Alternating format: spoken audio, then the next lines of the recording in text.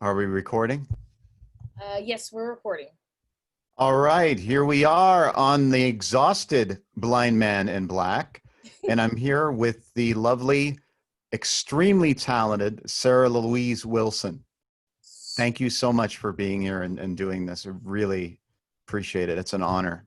Thanks for having me. I'm so excited. I'm turning off my phone. I realized it was on. Now it's on. That's all right. That's all right. We're casual here. Is my, by the way, I didn't ask this before. Am I centered? Yeah, Is my framing good? I have too much center headroom? framed. Your center frame looks fantastic. Okay, good. So, for those that are listening, Sarah and I met in 1997 Yeah. at CalArts, and we were both in the same acting program together. And I just remember when I first met you, um, you are an event. Like, I mean, when you laugh, like you have the most genuine, beautiful, it's like pure joy. Like it is an amazing laugh, and everything about you is profoundly genuine and real, and it showed in your acting. And for those of you listening and watching, Sarah is she's not only a film director, producer, and screenwriter, but she's a musician. She's a visual artist, an actress. Do we say? I'm so out of it. Is that term still used, or is it I think it's actor? Is fine. I mean, what are we gonna do? We're like learning how to say everything again. So say whatever feels comfortable until somebody yells at you. right, Until right. somebody screams at you. Then, Okay, I'll wait for somebody to yell at me. mhm. But yeah, so that was a interesting experience. I think our first production was Ah Wilderness, right, for Eugene O'Neill. Was that our very first production? Yeah, I think so. Well, I mean, I think we had some scenes and things in there in between, but that was the first, our first, first year production. That's how we ended our first year. That's right. That's right. That was fun. That was fun. That was fun. What did you think about CalArts? What was your experience? It was like, it's interesting because I have mixed feelings about CalArts. I think anyone, you look back after 10 years, you look back after 20 years. I mean, at this point, it's been a while. Uh, Yeah, all in all, I really think it was a great experience. For me, I feel like I felt the most comfortable I've ever felt in my skin when I was at CalArts. hmm, Like um, braless, shoeless, and careless, like in the best way. Carefree, I guess, not careless, yeah. but carefree. And like I was surrounded by a bunch of people that to this day, I feel like are like-minded. And Did you partake in the nude pool? Speaking of braless. I'm trying to think if I ever went naked in the pool. I didn't do nude pool, but I Okay. swim in the pool constantly. But I had a bathing suit on. See, I oversaw the pool because my first year I was on the fourth floor and I could look down in that horseshoe. Uh, yeah, It was that a good was time. interesting. It was a good time. Yeah. But also, and then the flip side is, CalArts felt somewhat like any other institution. I mean, it's called an institution for a reason. They kind of strip you away of all. Wasn't it, wasn't it like supposed to be that building was like either going to be a school or a mental hospital or something like that? Yeah, I heard that. I mean, I don't know if that's true, but I Yeah. do think that, I don't know. I think that the CalArts attracts a certain type of person, you know. Right. Maybe it's different now, but when we were going, I feel like it attracted a certain type of individual. Um, I loved the people I met at CalArts, you know. As for the bureaucracy and all that stuff that comes with any school, I wasn't a fan. Um, Hmm. Overpriced, like that kind of stuff. But it's like any upper level secondary school. It's a racket. People are trying to make money. I mean, that's what this is all about. So, Hmm. um, but all in all, I mean, I really do love my experience at CalArts and the people I met. But I do think that there is a clouded sense of self-worth there. I think that people oftentimes are so like incubated inside their own assholes at that school that they think they're truly spectacular. I mean, they think they're truly spectacular individuals. And if there's one thing I've learned is that the world is full of talented people. I mean, the world is just chocked full of brilliant human beings. And CalArts isn't the only place that like produces awesome artists. You know what I mean? Yeah. But I really love the people that I met there. I love our class. I, feel like it's family. Even if we don't talk for a long time, it's still family to me. It's still family, you know? Yeah, I agree. By the way, I like that image of incubated in one's own asshole. It's a lovely image. Yeah, and but it was a family. That is the one thing that I think about often, is that we were a family. We only had what, like 12 people in our class or something like that, Yep. and that it just seemed we were so close in every class. And when you and I talked a couple years ago when one of our classmates was murdered, and Robert Thomas. And I just, I don't know if you remember, but he and I had to do like a character study of each other for voice for a speech Of class. course I remember.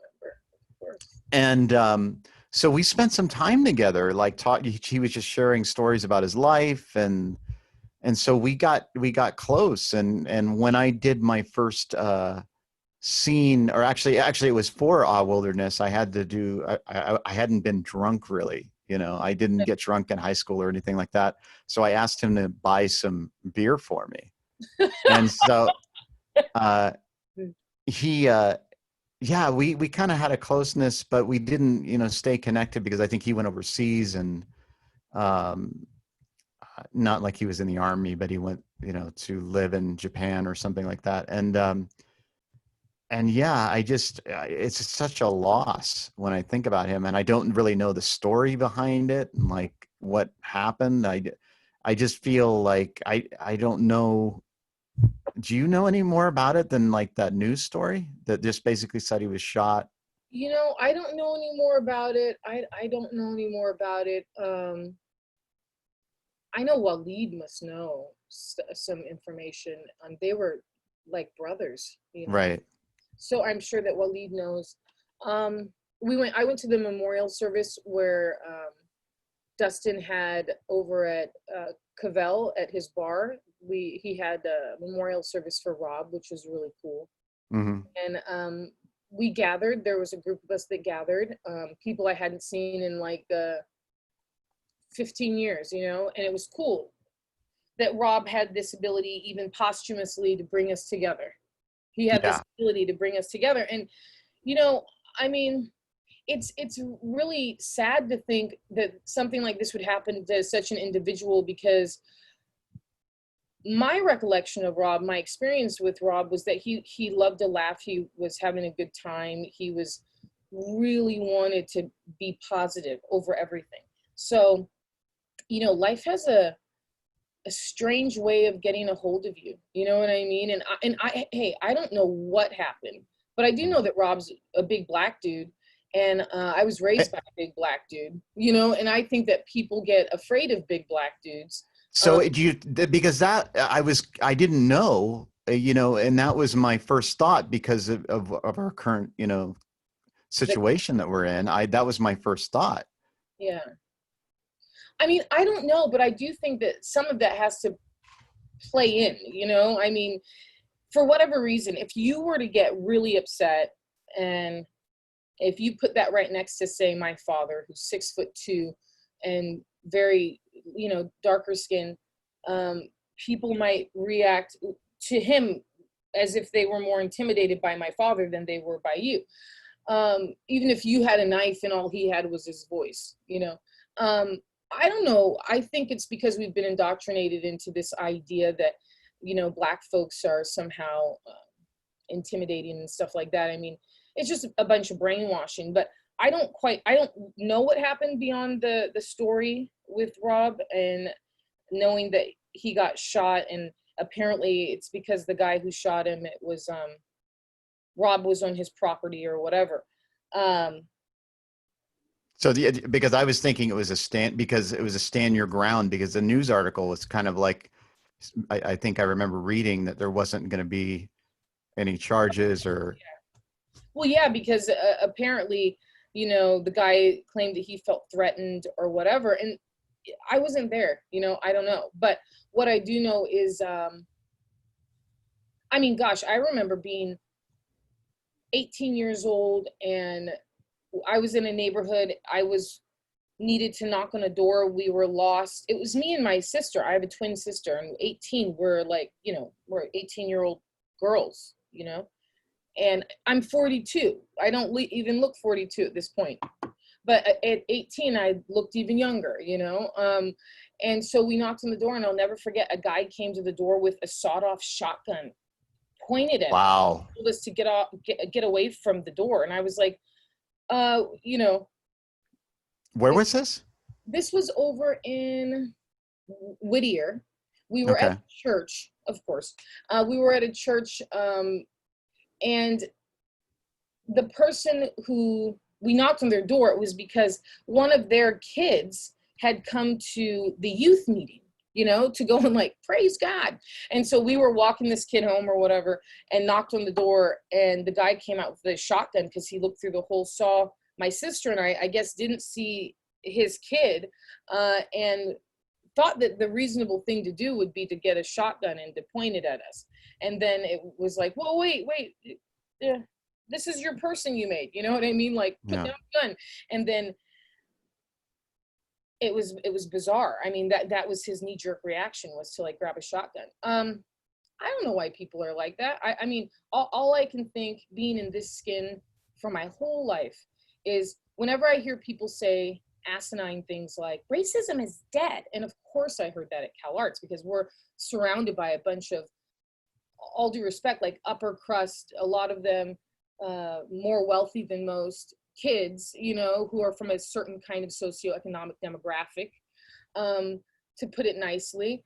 And I had plenty of people there tell me that racism was not a thing. Meanwhile, I was in Valencia. I had run-ins with the KKK there. My boyfriend and I at the time, he's Jewish, and we would have we had plenty of run-ins with the KKK in Valencia. Really? I don't remember hearing about this. Yeah, and you know what's so funny? By Like, the way, this is California, for those that don't know where Whittier and Valencia is. this is Southern California. California. Yeah.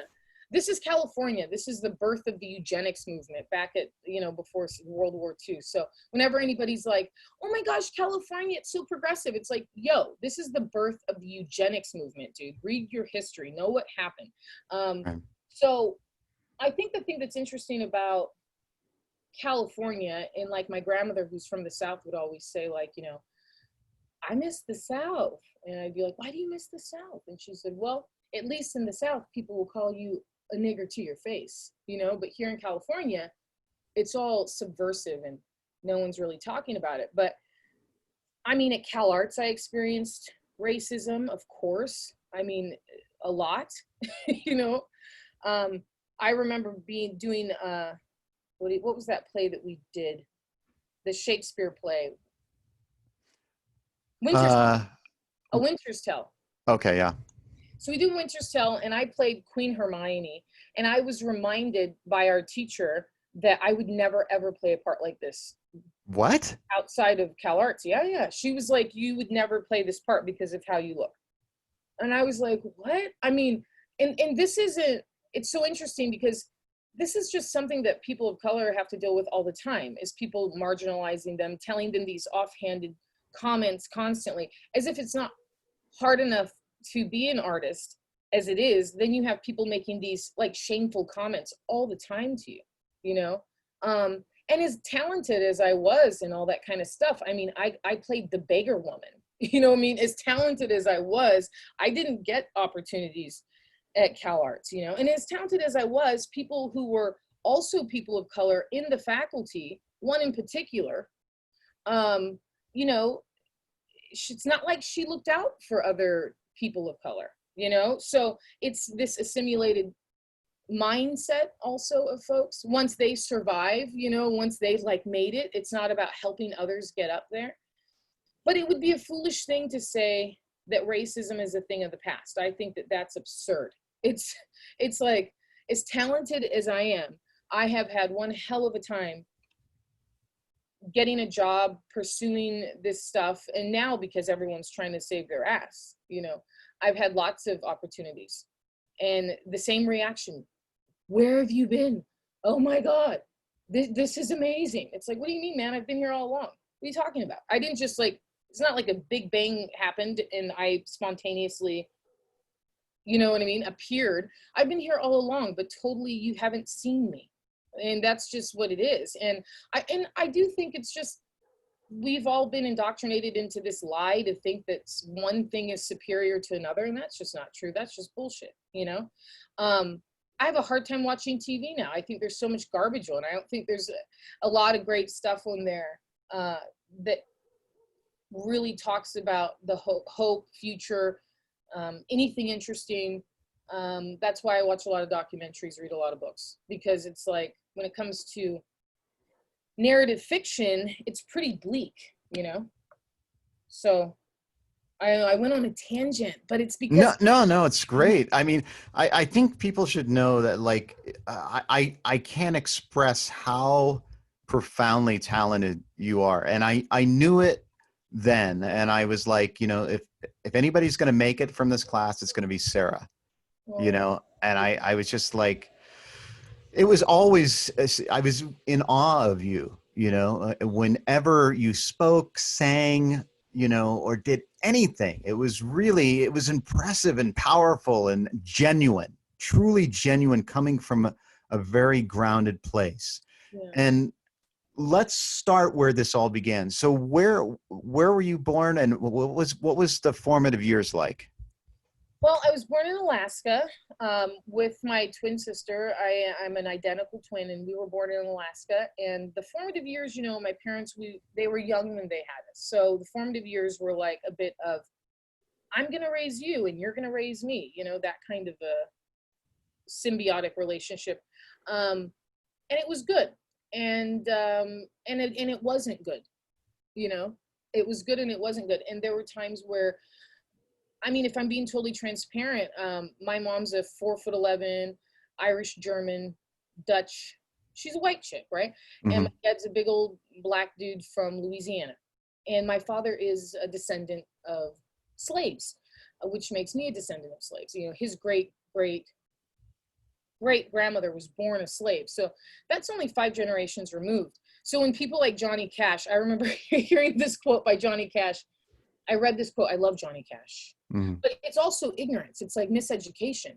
And reading this quote, Johnny Cash said something like, I don't know why people are upset about something that happened 15 generations ago. And it's like, dude, that was said like 45 years ago. Meanwhile, Right. I'm only 5 generations removed. So either this guy can't do math or he's misinformed. And I think he's misinformed. I think most people are misinformed. I think most people have an education. But the point is that my father really suffered a lot of systemic racism constantly, where he couldn't get a job, you know. So it made I want to, just before you start, I want to thank you for letting me know that, because you know, I mean, that's kind of the premise of this thing, is the blind man in black, based on the song Man in Black. And I appreciate you telling me that, because I didn't know he said anything like that. I wasn't aware of that. I always thought he was a champion for, you know, social justice. So that I appreciate you telling me that. Well, listen, he was a champion for social justice. Johnny Cash, I think, is cool, but I also think he didn't know all the things. I think most people don't know all the things. And when you look at, not to go on a tangent, but I'm just going to digress for a moment. 1865, the Civil War ended, right? About 99 years of bullshit happened before the Civil Rights Act was signed in 1964. So you had 99 years of bullshit that we were basically never taught in school. Okay, aside from slavery's bad, it had like one chapter and one picture of like Harriet, Tubman or whatever, and like that was it. And then it was like, Brown versus the Board of Education. You know, Ruby Brown, the little girl, the famous Norman Rockwell painting when Ruby Brown is walking, and you have the U.S. Marshals like escorting her because it was so dangerous during the integration of schools.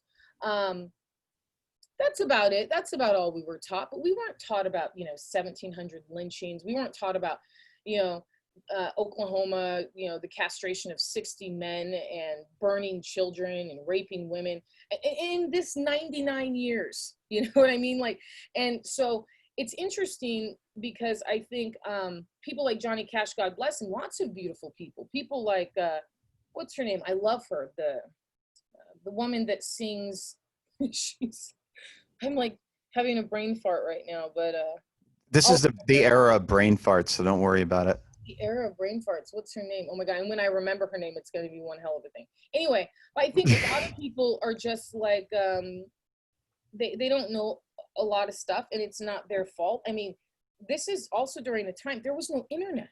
So what was taught was it was standardized education.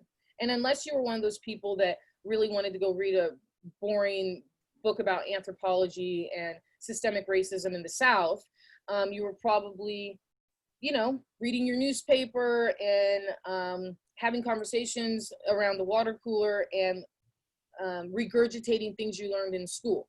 But now, the age of information, you know, I have less tolerance for people, or patience rather, I shouldn't say tolerance, but I have less patience for people's ignorance. I really do nowadays, I do. Because it's like, you know, Johnny Cash, when he said that, he didn't actually know. He didn't actually know. So ignorance is bliss, and I do think that there's a certain amount where you can excuse it, right? But now, right now, in this moment that we're living in, the moment that we become aware of the atrocities of the world and we do not do something about it, we absolutely are going to be held accountable. Whether you believe in God, a higher power, karma, the exchange of energy, we will be held accountable, you know? So for me, I'm at this point where I'm like, listen, we got to acknowledge that there's a lot of bad stuff that's happened. We got to be held accountable for it, and we got to heal from it, and we got to move on. But we absolutely can't do that by acting as if it never happened, and we can't do that by pretending like people are just supposed to get over it. So saying that to say this, my father, growing up, it was tough because the man, and you've met my dad, you know, he's this big, beautiful machine. And he's not a machine, you know, he's a human. But he's this big, beautiful man. And it was tough because there were so many times he could not get employment. I remember being a kid and we would go to churches and I'd hear people go, your dad's so scary looking. I thought, what's so scary looking about my dad? He's smiling. Why are you so intimidated? Why are you so afraid of this guy? You know, we actually had to leave a church one time because the congregation felt like my dad was scary. His voice was too baritone. He scares us. So it was like, okay, I guess we're going. And this was in Whittier or Alaska? No, this was in the Bay Area. This okay. Was really? Northern California. Oh yeah. Wow. Yeah, and so it's interesting because it's like after a while, there's this thing about believing people. I learned really early on that a lot of my, you know, white friends wouldn't believe that racism was a thing. So I stopped talking about it. You know, at CalArts, I never talked about that stuff. I never, ever talked about it because nobody could really get on board with me. Like no one understood it except for the other people of color. And we just kind of like knew what was going on, like Felicia, Tanya, Waleed, Rob, and then a couple of woke folks, but by and large, it wasn't something that we had conversation about, you know? And that's because so many people don't believe you. And there's a point where when you are not believed, it starts to erode your faith in people, you know? It starts to erode your faith. So for me, I stopped talking about that stuff as a point of conversation or anything, because I didn't want it to erode my faith in people. Because I'm like, people can't be that, you know, self-centered to think that just because something's not happening to them, that it's not happening. That's crazy. just because something's not happening to you doesn't mean it's not happening, you know? And so anyway, I think belief is a big thing. I think we should believe each other. But growing up was tough at times when my father couldn't find work, and it had to do with, I mean, they couldn't get a bank loan to save their life. What did he do for a living, by the way? My dad is a construction worker. Okay. So it's like, he was doing the original thing that slaves came over here to do, agriculture and construction, lay the bricks and plant the food, right? So anyway, but the thing that sucked is because of his size, because of his presence, he's a natural leader. When you bring someone like that with the color of his skin into a place, and he's not someone that's going to bow down. I mean, he's just not. He had a much harder time fitting in. He had a harder time. My dad, he's a military man. My dad served in the Army. He had a much harder time. And so systemic racism, yeah, it's a thing. Systemic racism is the reason why, I had pneumonia as a kid and almost died. We didn't have insurance. We didn't have you know what I mean? It's like there were times we didn't have food, legit. We were homeless at one point. We were in a homeless shelter at one point, and so, I mean, it was, with all that, right? It was still a beautiful existence because, I mean, my parents stayed together. They're still together. Even before being in an interracial relationship was trendy. Now it's like on brand, you know what I mean? Like everyone's like, yeah, which is fucking fantastic, but man, there's no way that people just started getting attracted to people outside of their race. This has been from the very beginning. What is race? It's a made up thing anyways. We're all human beings. You want to fuck who you want to fuck. It doesn't matter what their skin color is. I mean, who the fuck cares about all that stuff? But I think that now is the time where people feel more brave to go after their heart, and I think what's cool about my parents is that they did it when it wasn't easy. They did it before it was easy, before everyone was doing it and stuff like that. So, it wasn't so easy, but it wasn't so hard. And I mean, I've also lived in the Middle East. I've lived in Kazakhstan, I've lived in third world countries, and doing work and stuff. So, obviously I'm privileged, even with all that, I'm privileged, So yeah, I mean, the childhood stuff, it's like, but it's all this cyclical trauma. You know what I mean? Your father has all this shit he hasn't dealt with, and then you got to deal with all this shit, and then trying to stop all of his shit and your shit so that you don't pass that shit down to the next people. I mean, it's one hell of a thing. Yeah. But, and I mean, you know how it is. It's and this lie that if you work hard enough, you're gonna achieve all the things you want to achieve.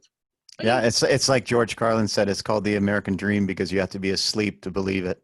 It's such bullshit. I love that. Yeah. That's amazing. That's amazing. So where did you start finding your creative spirit? Where did that come from? I got to tell you, it came out of necessity, dude. It was things were bleak. Things were bleak. And it first started where I would, for whatever reason, like I said, my dad, he's an Army guy, and it was very strict in a lot of ways. He was a Vietnam veteran too? Not he didn't go to Vietnam, but okay. In the Army around that time, but he luckily didn't have to go. Right. But very strict. So the way that I would deal with it as a kid is I would start singing opera. I don't know where it came from. It's not like we would go to the public library. My idea of a good time was I liked opera. I don't know why. I just liked the way it sounded. It sounded like the release, like the exorcism of some sort of emotion. That's what it sounds like to me. So I was like, this is cool. So I would mimic it. It was my way of, and my dad would be like, God dang it, you sound like you possessed by the devil. That don't even sound, because he would be like, where's this voice coming from, this little body? And I would be like, going off. So I always, that was one part of it. Then the other part of it was when you're a kid and you don't, your family doesn't have all that extra money to do things like, we're gonna get her in ballet, you know, she's gonna take piano. I started to draw because you can draw on anything. You need a pencil and some paper. So I started to draw. That was my very first thing. And it really came out of this necessity to express myself. I mean, I'm going to get totally honest here, okay? I was molested when I was a kid. It was tough. We didn't talk about it. It was something that was kept secret. I got to the point where it was so tough. It, like, drawing was the only thing that I could do to release the pain. You know, it was the only thing I could do. And, you know, I look back and I go, man, it's so interesting. There is this stigma attached in the Black community. And not, I mean, not just Black community, I'm talking about the community I was raised in, which was, you know, the Black community. Even though my mom's white, you know, we were raised under this idea, which is you don't go to therapy, you know? And of course, I've gone to therapy. I talk about it. You know, I still get made fun of, you know, even though everybody in my family should go to therapy. It would be good for them. It would be very good for them. It would be good for all the people they encounter, you know, otherwise we just keep passing on this rage.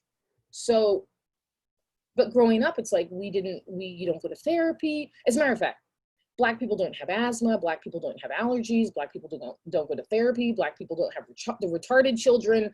I mean, the list goes on and on and on. And it's bizarre, but it's all fear-based. It's all bullshit. And I think that when you've been degraded for so long, anything that would cause further, you know, decimation of character is off limits. It's like, no way are you going to talk about going to therapy, you know? People will laugh. People will make fun of you.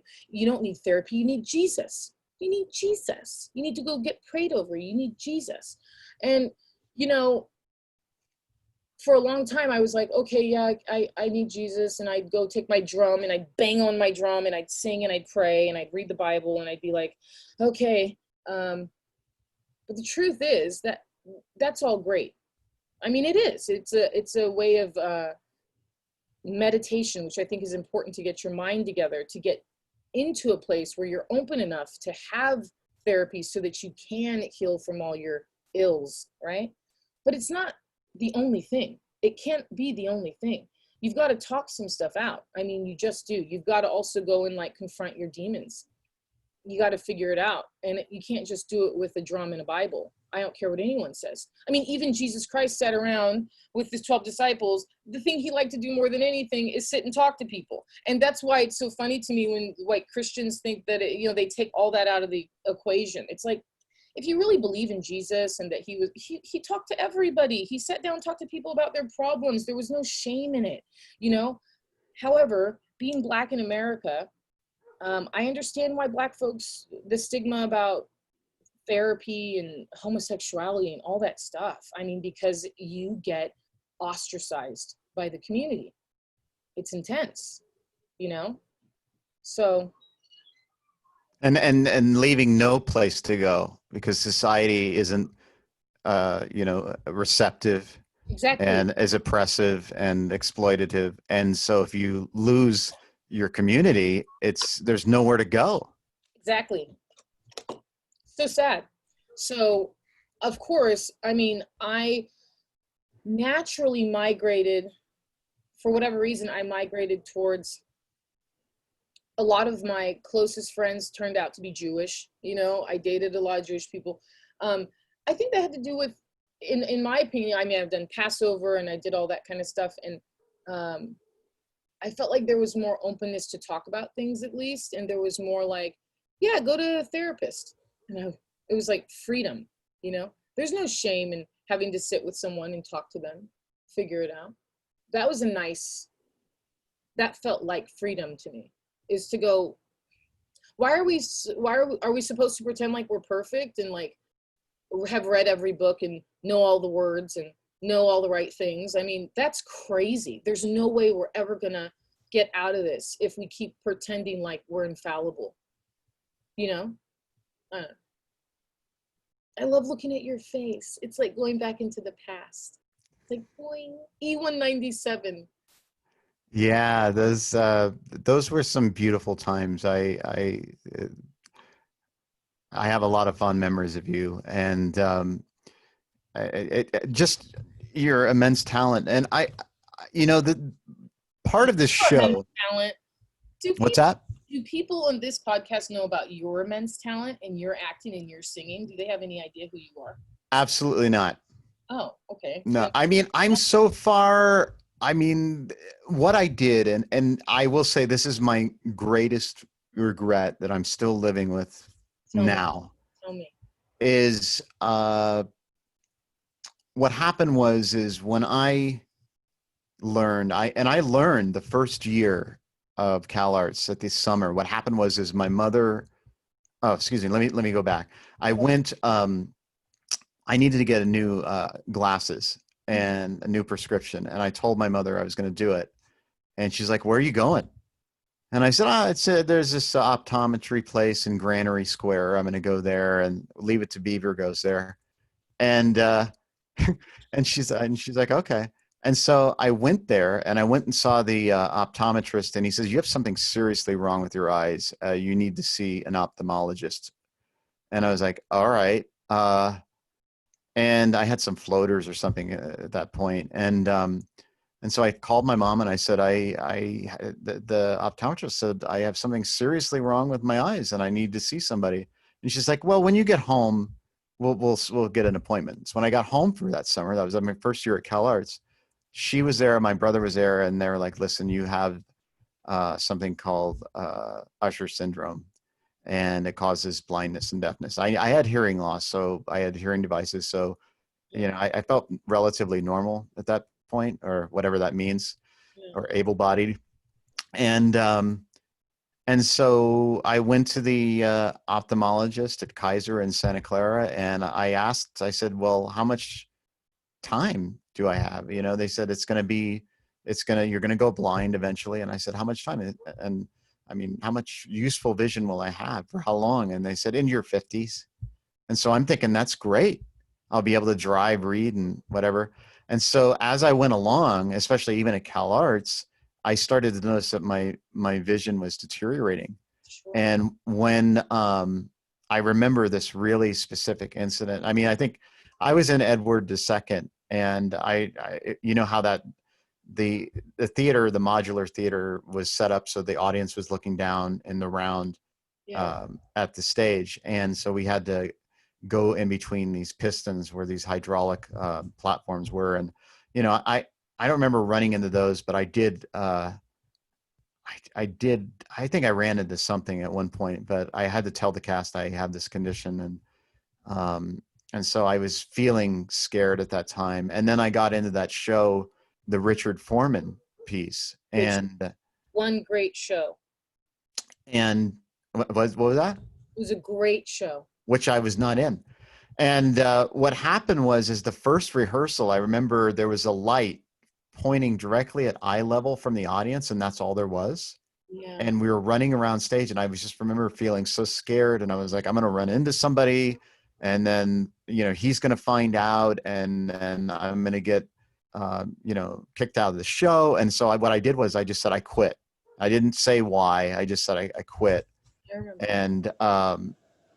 And I think at that time I was just like, I don't want to work with him. That was, I justified it that way. But the truth was, that was a really turning point, because that's where I started to just kind of, instead of adapting and using my disability to inform my work, I thought, okay, if I can't do this, I can do something else. So I was like, okay, if I can't act, I'm going to direct, because I can see the whole stage, and I can see that, and we'll have to run around. And so that's what I did from that point on for the rest of my life. And then when I couldn't direct, I started to do, I'd like to do film or something. And so I can look at a screen. That's all I have to look at. Yeah. So but I didn't have, at least I don't remember anybody saying, everybody said to me, just do it for as long as you can. What Yeah, I needed to hear was, you can still do it. You're just going to have to do it differently. I needed to hear somebody from a perspective of disability say, yes, you can do this. You can act, you can do whatever you want, but just do it differently.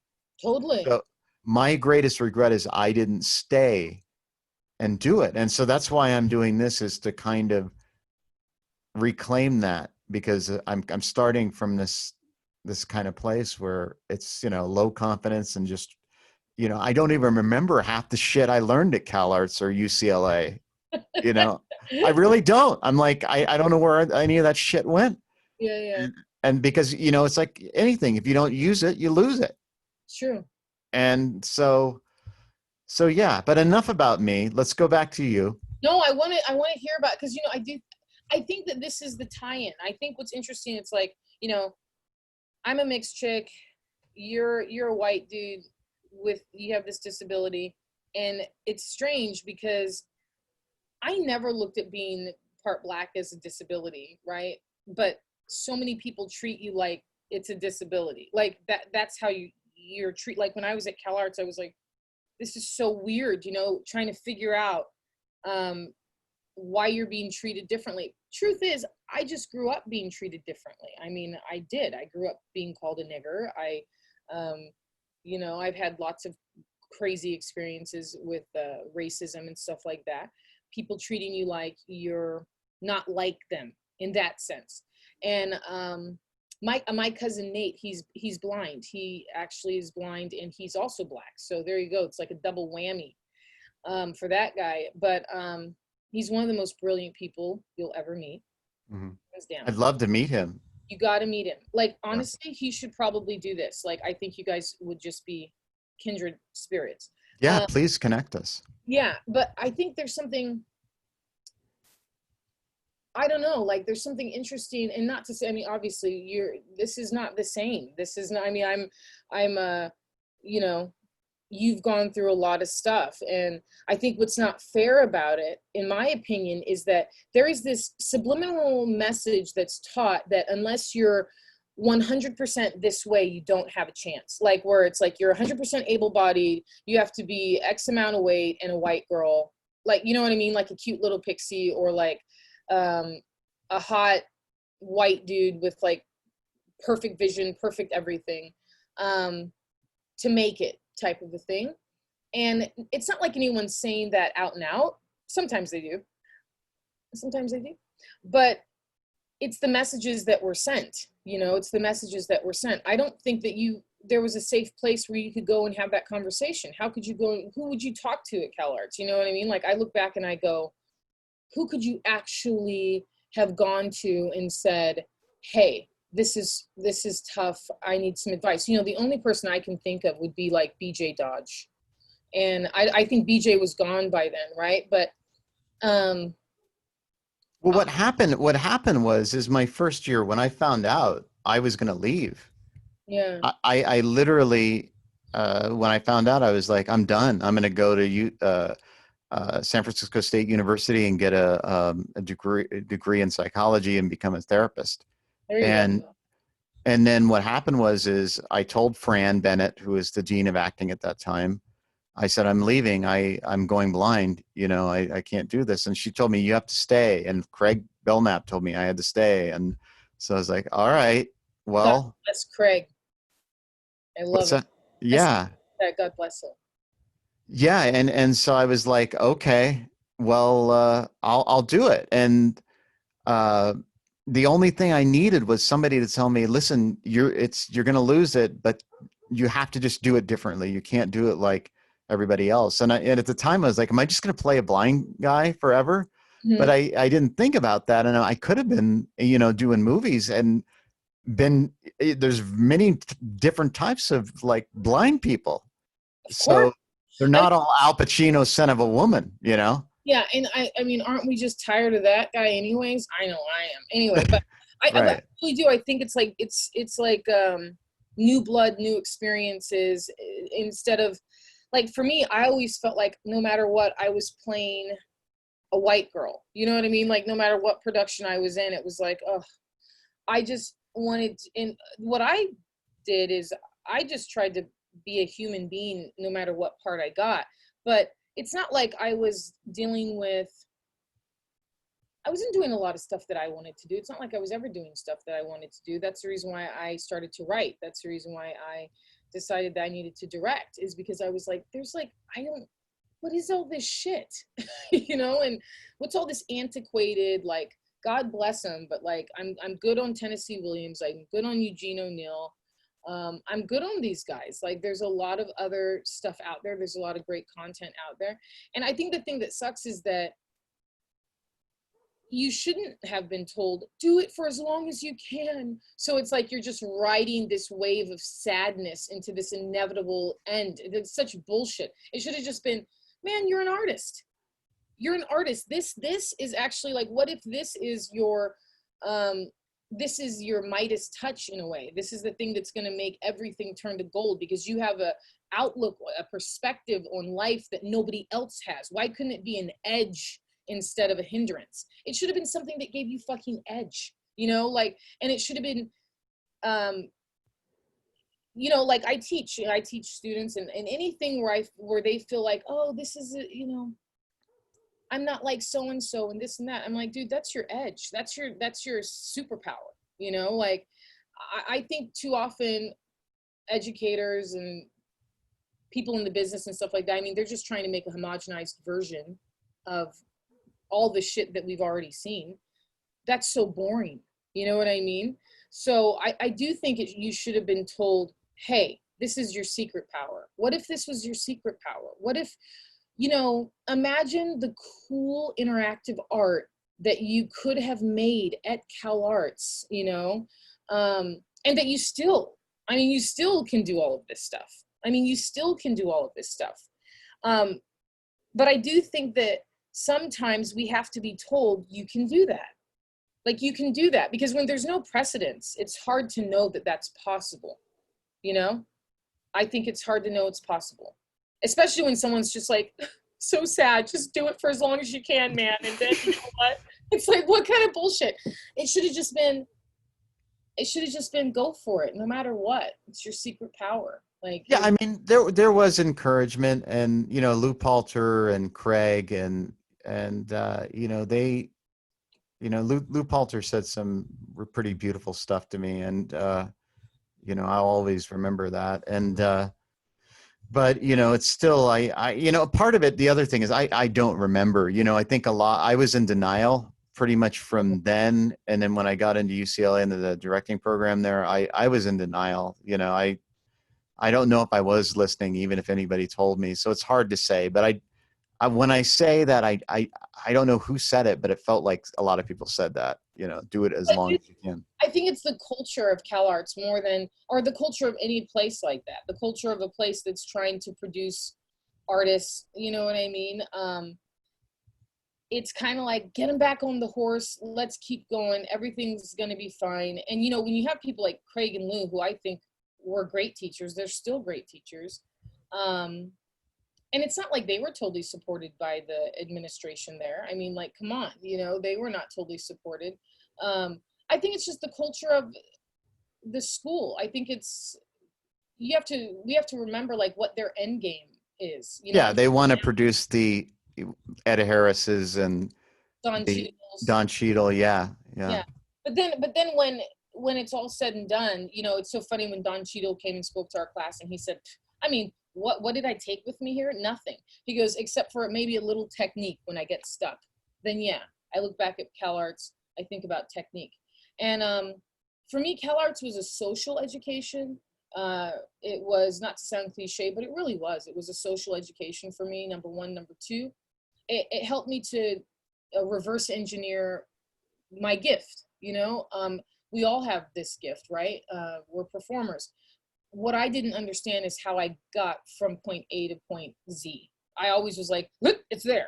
And then when it wouldn't get there, that's the technique where I have to go back and remember, oh yeah, I got to do this. I got to do that. I got to ask questions.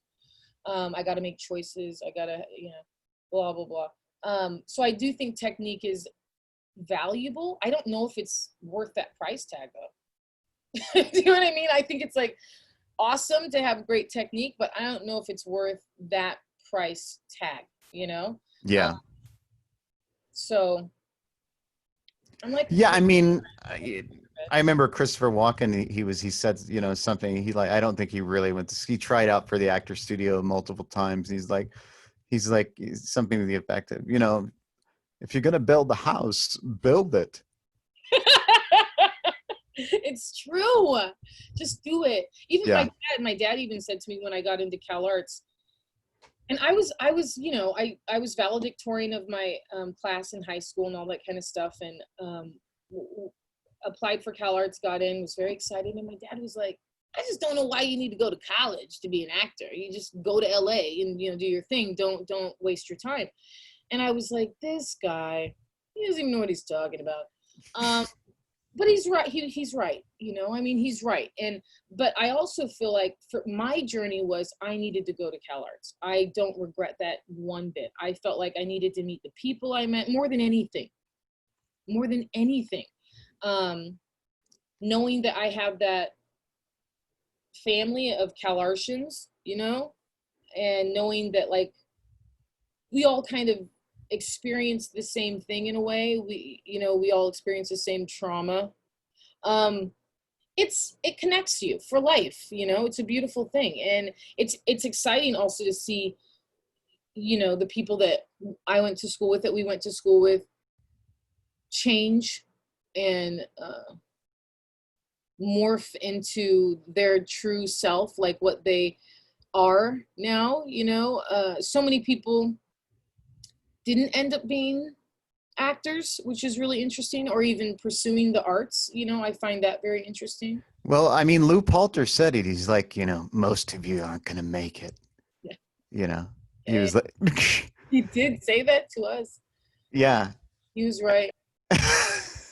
He was so right, Brian. Yeah. Yeah. I mean, I think, well, they had that. I remember Craig telling us a story about Carnegie Mellon. You probably remember this too. He said, and when he went to Carnegie Mellon, they said, look to your left, look to your right. Two of you won't be here next year. Mm-hmm. So, I mean, you're not going to apply through the whole process even afterwards. It's forever. Yeah, it's like a forever thing.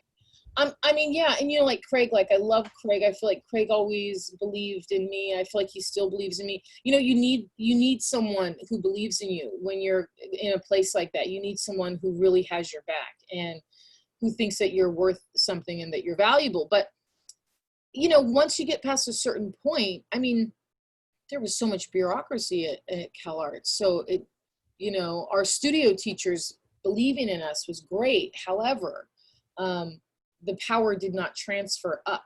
You know what I mean? So that became, it became hard for me. You know, I really went into CalArts, and I'm going to be honest, I really believed that, yeah, you know, if you're great for the part, you'll get it. They don't care that, you know, that I'm this color, and that I really, really stupidly believed that, you know. And I remember even bringing it up to Marissa Chivas in our fourth year. I don't know if you remember this. We were like in class, and she was our studio teacher. And I was talking to her. We were talking about stuff, and I was talking about, I don't know if it was that or, oh, we were in E197. We were having a discussion about the seagull. And she was talking about playing one of the characters and how the director had done blind casting and it was great, blah, blah, blah. Is that politically correct to say blind casting? Like, what do we call it? It doesn't bother me. Okay, well then. Yeah. You're welcome to say that in this space. Okay, I love you. But she was talking about how, yeah, you know, the director I worked with, it was great because color wasn't a thing, you know, it was just whoever got, and I thought that was so cool. I remember her talking about that. But I raised my hand and I was like, I don't think that that's how it is here. Like I said something like this, like, I don't think that's how it is here. I don't think that we do that stuff here. I think that, and that's before Travis Preston came in and, you know, really shook things up, because he did shake things up in a positive way. And, you know, good and bad, whatever. But that whole idea of, hey, just because it's the House of Bernarda Alba doesn't mean that everybody has to be one race. You know what I mean? Like, it can be mixed. We're trying to I mean, all theater is anyways, is trying to push a theme forward. You know, that's all art is anyways, is a theme trying to express a theme, you know? So why is race a thing unless race is the thing, you know? Unless that's part of the theme. It seems like it doesn't matter unless that is the theme, you know? But if it's not, then why is it a thing, you know? So I always had a hard time with the race factor. It bothered me, you Was know? there ever a role that you had at CalArts or anywhere that you like connected with in a way that you felt satisfied with that aspect of it? You know, With regard, it's so funny. It's so funny. It's true, but it's like the only role I can say that I went like, holy shit. Even, I mean, I've written stuff for myself and performed, and um, but I feel like the only thing that I felt was like was Birdbath by Leonard Malfi. Our first year, our first scene showing, Craig Belknap was like, "Here, you're gonna do this," and I played Velma Sparrow, and I played this character, and I felt like I was seen. I mean, I felt like people saw past the color of my skin, and they saw my soul, and that was absolutely intoxicating, and it made me believe in people, you know. It made me go like, yeah, look at this is amazing. It was a great way to start CalArts, but to be quite frank, I've not ever had that since. I've never had really? it since. I've never had it since. I've never ever had that feeling since of, you know, I mean, I've done lots of different productions, and I mean, I've done, you know, I've just never felt that way since. It really, you know, Craig, he, you know, he planted something great inside of me that first year, first semester. I saw that this man looked at me and was like, he saw me, and that was beautiful.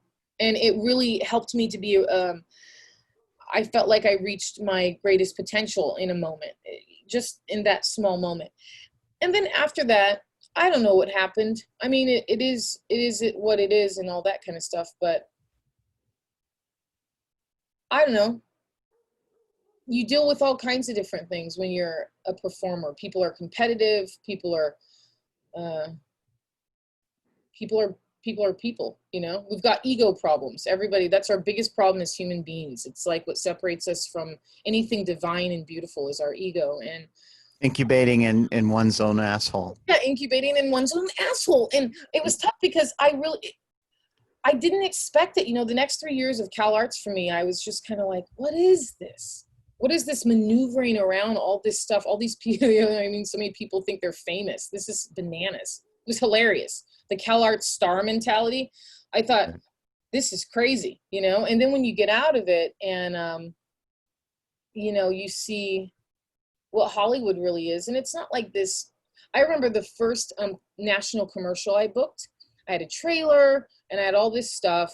And I was like, this is it? This is what we've been working towards? This is so lonely and boring and sad. And you know what I mean? Like the paycheck's Yeah. great. Like, God bless. I'm so happy. But I thought, I have to, like, literally, I got to do something else. Like I have to have a bigger contribution in what I'm saying and what I'm putting out there. And that's what made me want to get serious about writing, was after I booked like a few national commercials. It made me want to really get serious about writing, because I was like, man, we've been told a lie. This is crazy. This can't be the whole thing we're working towards. It's like going on 115 auditions and booking a Radio Shack commercial with Shaquille O'Neal. And then like that's somehow supposed to satiate you for like 8 months before you get another thing. Like what bullshit is that? You know what I mean? Like,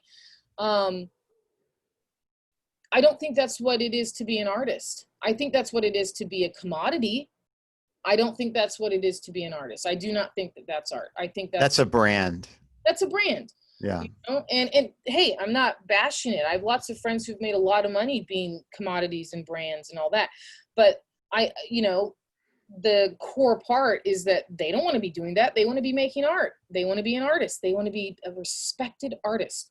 You know, I think I'm a respected artist, but I'm not rich. So go figure, you know, it's like, I've worked really hard to figure out what it is I'm trying to say. And to be quite honest, at 42 years old, I think after all these years, and I've written a lot of stuff, I just wrote a novel that's going to be launched October 27th. I wrote a novel. Wonderful. Yeah. And it's the most honest I've ever been. I mean, it's narrative fiction and all, and it's fun. There's magical realism in there. But you know, it's the most honest I've ever been. I mean, and it's raw, and it took a lot to figure out what I really wanted to say. I mean, it did. It took me leaving the US, living abroad for 4 or 5 years on and off, doing work, doing art stuff, you know, finding my soulmate, as you say, and getting married, and really going like, whew, what do I want to say? Why am I in so much pain still? Like, why can't I get up in the morning? You know, like, why am I just so fucking depleted? Like, why? And the truth is, it's like, I just didn't want to deal with my life. I didn't want to deal with all the stuff. I didn't want to deal with all the pain. I remember having a teacher who said to me, like, you should write about the stuff that you've been through, and like this and that, and like, what an interesting story. And I was like, what is she talking about? Because I was so unaware, you know, of my life and how other people saw my life. And it was listen, a changing point for me too. A two-part thing happened. I lost a very close friend to suicide. She felt like it was the only way out, you know. It was devastating for me. It catapulted me to a place in 2015 where I decided to give away all my stuff, move to Kazakhstan, you know what I mean, teach filmmaking there, and it changed my life. It was, I think, one of the greatest things I've ever done. But I mean, it took, I was like, I lost a friend. And then, you know, then we lost Rob a couple of years after that. But my friend Vanessa, who killed herself, it was devastating for me. And she was always trying to figure out where she fit in. She was a Cubana. She was a lesbian. And, you know, the last dinner I had with her, she was at odds with her sexuality. You know, the last dinner I had with her, she was like, I don't know, maybe I want to be with a guy. And I said, why don't you do that? Why don't you do whatever you want to do? She's like, because I've been a lesbian for like 15 years. How am I just supposed to go do that? And it's because we live in a society where everybody wants to go, you're this, you're that. I'm going to compartmentalize you. If you step outside of that, fuck you, you're not that anymore. And that's just such bullshit, you know? And as much as people have laughed at me in my life when I say things like, yeah, I'm sexually fluid. I've been with women, I've been with men, I've been with women and men at the same time. I don't care if they think that's crazy, especially the background I come from, you know, raised Christian. I don't really care. I'm just being more honest than most people, you know? I think most people, you know, are attracted to what they're attracted to. And if we could just be, and now, of course, you know, people are more honest. I think the youth, the people on generations below us are more, they're so much more open to this idea. But she was like, how am I supposed to change course? I mean, was a huge part of her depression, was identity. It's what we all struggle with. It's like, what am I? What am I about? What do I believe? What a sad idea that we have to choose, and it has to be in stone, you know, like it has to be in stone forever. It's like, that's crazy, man. I think it's like this. I remember talking to her and she was like, I mean, whatever, listen, her suicide letter was published. And so it says stuff in there about this. I'm not saying anything that she didn't put out in the public. But she actually talked about how she never had an orgasm. And a lot of it came from the fact that she had been sexually abused as a kid and all this stuff, you know. Been through stuff sexually as a kid. Seen things that she was exposed to, things that she should not have been exposed to as a child. And it made her numb, you know, and numb in a way where, when you're sad and stuff, like I can't come when I'm sad. I'm a human being. For me, it's like I need to feel good, and I think it's one of the most painful things when we don't feel good. I mean, as a society right now, we don't feel good. Like as a whole, as a consciousness, like as one, we don't feel good. We're sick. Human beings. We're sad. And I think it's going to show up in our low birth rates. I do. I think we're going to see things manifest in the next 5-10 years that we're going to go like, holy shit, we're sad. I think we're going through an existential crisis, but I think that the existential crisis started a long time ago, really started happening and breaking down where we had to be reduced to one sentence. Every human being had to be reduced to one singular idea. I do think social media has a lot to do with our discontent. I do. I think social media has a lot to do with a lot of stuff. But anyway, she suffered. I mean, she would see people on social media living their life, and it really fucked with her.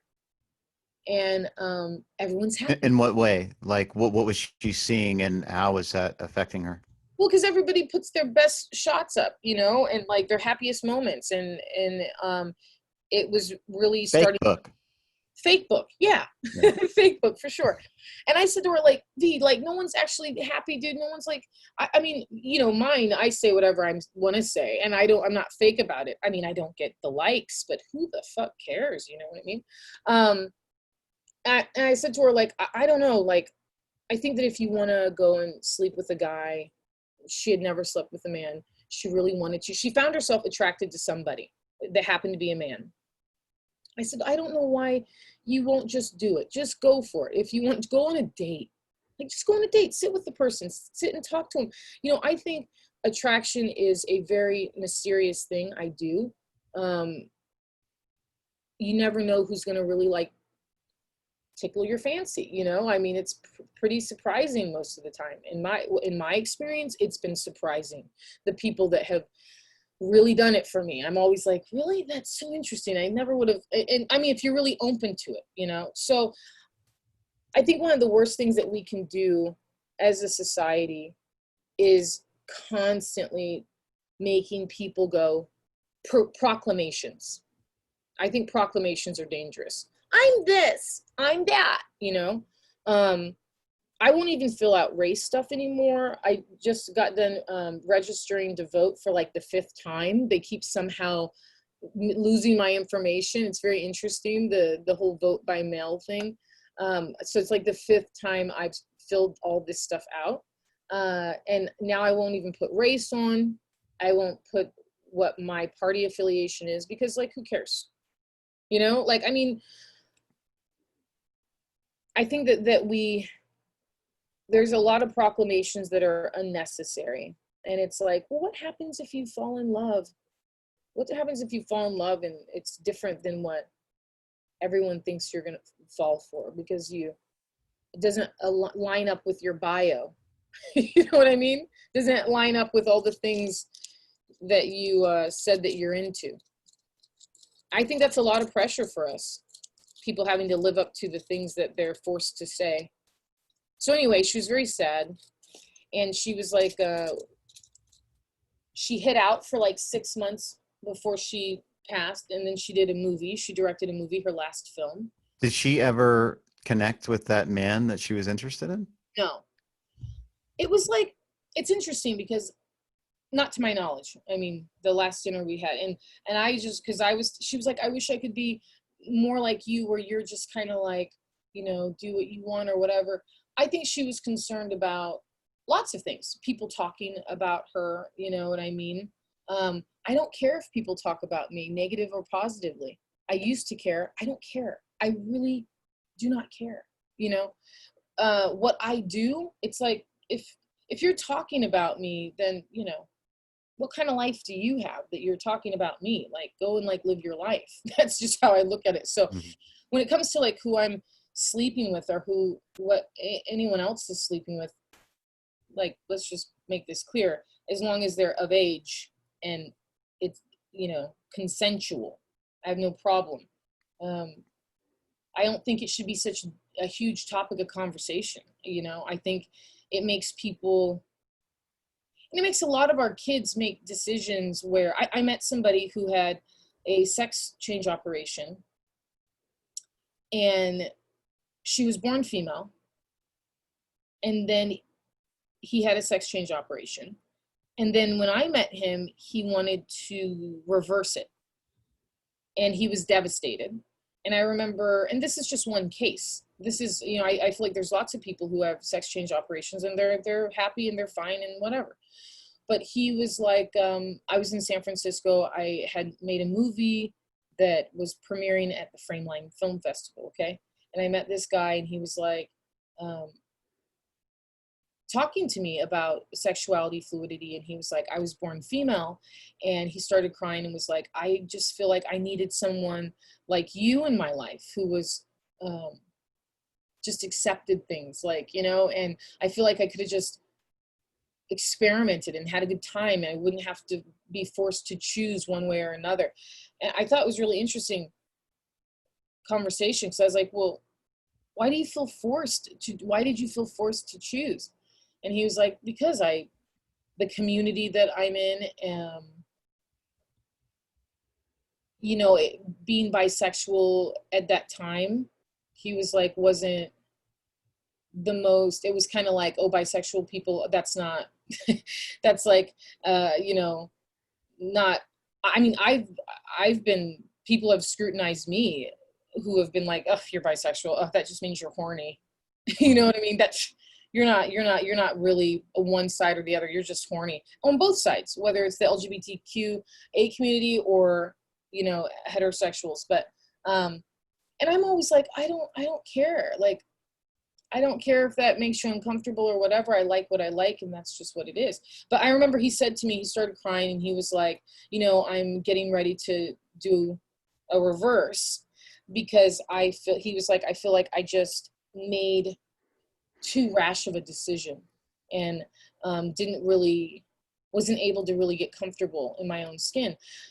I think that's a big problem that we have in the US. You know, we're a really repressed society when it comes to sexuality. I think we're really repressed. That's why we have so much weird shit in our country. You know what I mean? That's why we have such big pedophile rings and such big, I mean, I think we're repressed, man. I think people don't talk about sex in a healthy way in this country. I think that's why we have so many negative sexual side effects. You know, we have a lot of kids who are, I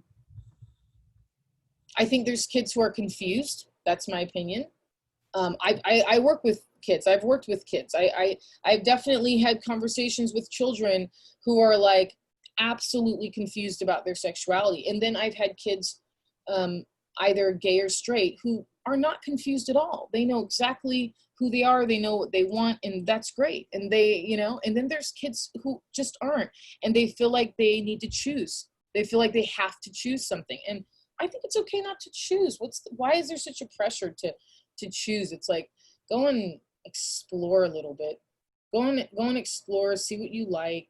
And not to say that sexuality is a choice, because I don't think it is, but if I'm being totally honest, I think most of us are fluid anyways. If I'm being totally honest, I think almost every human being on the planet is fluid. I do. I think that just most people aren't in touch with that truth because it makes them uncomfortable. You know, it's like, you know, but I think people, if they get down to it, it's like, ah, come on, like, you know, like, people are beautiful. I mean, what are we really attracted to? I mean, genitalia is one, you know, but like, we're really attracted to someone's soul. We're attracted to somebody's soul if you're getting down to it. And I think if we were just a bit more relaxed about it, we'd have a lot less pain around the whole thing, you know, a lot less sadness. And yeah, I mean, the system is definitely trying to control us and oppress us and instill a certain ideology yeah, to keep the system moving along. So yeah, it's horrific, and it's bad. As you know, George Carlin said, it's bad for us. It's all bullshit, and it's bad for us. it's bad for us. But I want to go to something because I ask this question often because you've experienced trauma, Sure. and I'm fascinated. I want, but because I feel like this is the root cause of I want to get to the root cause of what is causing so much misery in our society. And I feel like whatever this choice is, or whatever this is, whatever I'm about to ask you is, you experienced that trauma. How did you go? I know you said it was a necessity, but I just want you to go into a little further. How did you choose the creative path as opposed to a destructive path? Because you could have externalized that pain and anger in a way that was very destructive, not only to yourself, but to others. So what kept you in a place of compassion, empathy, and love? My family loves me. It's that's the key.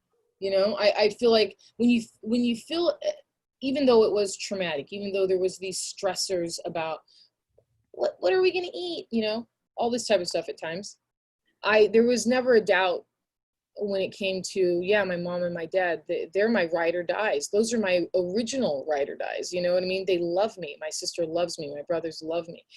um, that helps. It more than helps. It makes you have a feeling of permanence, even though that's an illusion also, right? There's no such thing, but it definitely helped me to stay grounded enough to, it's like, I don't know, it felt like it was the thing that kept my feet on the ground, like, was the fact that I'm like, my family loves me, and working with kids who come from like all kinds of different family environments. And years ago when I worked with kids for like 16 years in East LA, and you meet all kinds of different kids, and you meet some kids and you meet their family, and like my folks, like, they love their kids. It's a huge part of what keeps you sane even in the midst of all the madness. um that's why I think I didn't externalize it, is I felt like these folks love me, man. Like that I can't get over. They love me. What is love? Can you define that? Well, I mean, I think now I have a different definition of love, but then it was, actually no, it's the same. It's this idea of, no matter what, they will really have my back. No matter what, they'll have my back. And listen, time has proven that to be true. I've gone through things, they've had my back. They've gone through things, I've had their back. There's been vicious words spoken and terrible things done, and they still have my back on both sides. I mean, it's like, so for me,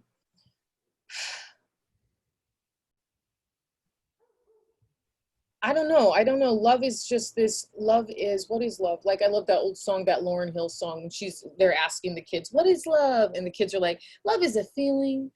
I don't know. I think love is much deeper than that. I think love is mercy beyond reason.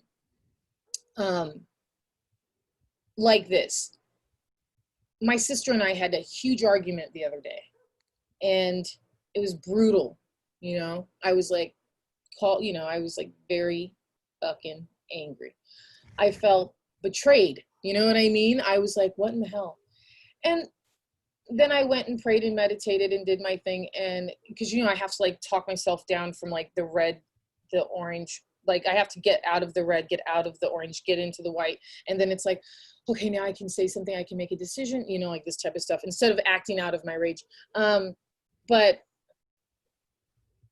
I realized two things. I realized, number one, boundaries are important. That doesn't mean you don't love somebody, okay? But the other thing is, and I think the biggest thing is, for me, what I've learned in this journey so far as a human being is that being human is an act of humility. I think it's just a perpetual act of humility. And real love is about mercy beyond reason. It's radical empathy. It's being able to go, she was vicious. She was vicious. and not hate her, because I have to have mercy for something going on in her life. Not to say that like I shouldn't be allowed to be upset or be in my feelings for a moment or whatever, but that it cannot be the thing that overpowers my heart. It cannot be the thing that overpowers my heart. I have to have mercy. Like I absolutely have to have mercy, because shit, I'm not perfect, and I want her to have mercy when the tables are turned, because I'm gonna fuck up, and I'm gonna, you know, I'm a human being. Like, what do you want from me? And I should hope that the same thing, the same mercy is given to me. So I think being human for me is an act of humility. I think it's every day I gotta like obliterate my ego in every way, in these little tiny incremental ways. It's like, ugh, that's my ego, you know, I gotta kill that bitch. And so that, you know, and I think love is like truly not having an ego and speaking from a place of mercy. And listen, this came from my husband, he's Lebanese. He's been through war, actual war, bombs dropping, people blasted and pulling bodies out of rubble. He's been through war. He is the kindest, you know, I'm gonna get emotional because like he has mercy, you know. I mean, like, if this guy can go through war and still love people and have mercy and still want peace, you know what I mean? Like, peace, you know, that's beautiful. Like, so he's taught me a lot of stuff about that. Like, it is about just having a bit of mercy and being kind and all that kind of stuff. Not nice, because nice is bullshit, you know? Nice is bullshit. Like, Cassius was nice to Brutus before he stabbed him in the fucking back. Like, I don't want you to be nice to me, you know? Like, save your smiles, you know? But Yeah, I remember Lou Palter in an acting class. I one time, it was after a showing of it was that was behind us, and I said to an actor, "Oh, that was some nice work," and he's all, "Nice? What the fuck does that mean, nice? it was, yeah. It's not good, it's not bad. What the fuck is that?" You know? It's true. I think nice is overrated, and I think it's not real. I'd rather Yeah. have somebody, you know, I mean, I don't know. You didn't see like Gandhi smiling all the time, or Mother Teresa even, like, but they're kind, you know, kind. Martin Luther King, it's not like there's tons of pictures of Martin Luther King. Like, he was a kind man, you know. I think the smile is overrated. I think niceness is overrated, because we're in a society where like the mask is essential. Um, but the And mask, don't upset anybody. don't, Just yeah, yeah, yeah, say the right thing all the time. yeah. Oh no, I'm gonna say the wrong thing. I'm gonna offend people. I don't mean to. I'm not gonna always know the right vernacular, and people aren't gonna know the right vernacular with me. I mean, gosh, as nice as I've been throughout my life, and people are saying crazy shit to me constantly, and I have to, you know what I mean, re-educate them and nudge them in the direction of, I don't know. It's like we just should be more kind to one another. We are in the middle of a massive existential crisis. So kindness is a necessity right now, man. We have to be kind. We have to have mercy. That's love. That's the only thing that's going to get us through this fucking bullshit is true love. And even like that crazy animal that's in the White House, you know, this guy's an animal. I don't know what your listeners believe in or whatever, but I believe in good and evil, you know, and beyond all things. And I think that when it comes to how our society is structured, when it money wise, you know, it's vicious. I mean, we really are sending a message that those with the most dollars are more important than those who are without those dollars. I mean, that's really the message we're sending, you know? Yeah, we're worshiping sociopaths in this It's in this so, yeah. and I think a lot of it has to come down to ego, because like never before in the history of mankind would somebody like that would be winning, right? Of course, though, like, let's be real. Okay, let's think about the White House. Let's think about George Washington. Like, God bless the guy. But when you know, there's George Washington, who's immortalized as if he were a god in the ceiling. You know, I mean, this is just a dude, man. And they commissioned an artist to paint him like as if he were a god. Okay. Mm. So we've had an ego problem in this country for as long as, you know, 1776, 1619, when we brought folks over here and chained them against their will and had 246 years of chattel slavery. I'd say we have an ego problem, you know? So to me, Trump is the absolute manifestation of centuries of ego, you know? And this is it. This is us, you know, all of us. And I think it's sad. I think it's like, this guy doesn't read facts, or he reads facts and then he makes them up. What in the hell? This guy, he just makes shit up, you know? It's the worst. He represents the worst of us. He represents the worst part of being human: narcissistic, psychopathic, self-centered, moronic, you know? And the lies, the horrific lies. Just it's like, this is the worst part of us as humans, you know what I mean? And to me, it all goes down to ego. This guy doesn't care. He cares about winning. Like, it's like a little kid playing a game that they just want to win at all costs, And so I don't know, like for me, I look at someone like Trump and I go, we're all to blame for this in this way. We have glorified, right, bite-sized content, and most bite-sized content that is popular is stuff where people are really exhibiting the most narcissistic qualities of being human. You know, it's not like people are going viral for reading Tolstoy and talking about it. You know what I mean? People are, you know what I mean? People are going viral for doing these like narcissistic egomaniac things. So, of course, it's like we created this monster. I mean, this is the cake that came out of our oven. And he's really shown how social media can be weaponized. Yeah, absolutely. Absolutely. Yeah. So I don't know, like, I hope that as human beings, we get back to this place. If you haven't read this book is called Caste by Isabel Wilkerson. And it's, I think, the definitive book on the American situation right now. It is brilliant. Okay. And the book has so much stuff. It's incredible. Like, whatever. My sister and I and two other women, Letty and Chrissy, we co-founded this group called CARE. It's a coalition against anti-racism education. And it's to teach people about how to be an anti-racist in a real way. And, you know, we use Caste as part of our textbook. We use How to Be an Anti-Racist by Dr. Kendi. We use Angela Davis's book. We use the new Jim Crow. And my little tiny book is supplemental reading. It's like mandatory supplemental text, which is exciting for me. But the thing that I love about Isabel Wilkerson, what she says is she talks about radical empathy, you know, and I think that's the key to it all. And it's because it's so easy to hate. Man, is it easy to hate. And talk about being polarized.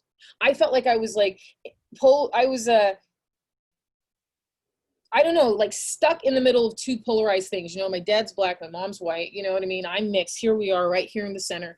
And my mom loves the shit out of her kids, right? You look into your mother's eyes, it's like, wow. It was a hell of a thing for the first time I experienced somebody who looked like my mom, who did not look at me like my mom looked at me. And it was the first time I went to school. I mean, it was, you know, experiencing racism from the moment we walked into the doors, you know, and it's like, it really messes with your head. The other part of it is you go, not all people are like that. Not all people are racist. Of course, not all people are racist. Like, come on. However, there is something wrong with us in America. Like, there's something, it is deeply embedded in our psyche, you know, and you don't really get it until you go live in another country, like say Lebanon, where most people are fighting over religion. I mean, that's what it's about there. So I'm treated differently. I'm not looked at funny going into stores. I mean, that's really a thing. I mean, just a few years ago, before my grandmother died, we went to Missouri, and we had this guy. We were sitting in this restaurant. We're the only two brown people, my sister and I, people of color. And this guy started throwing, things in our hair and calling us niggers. He started throwing, it was one of those sports bars. It's horrible. Peanut shells. Yeah, it's horrible. And it's like, this was only a few years ago. But, and everyone's like, why is this happening? Why is this happening? Dude, we had the first Black president.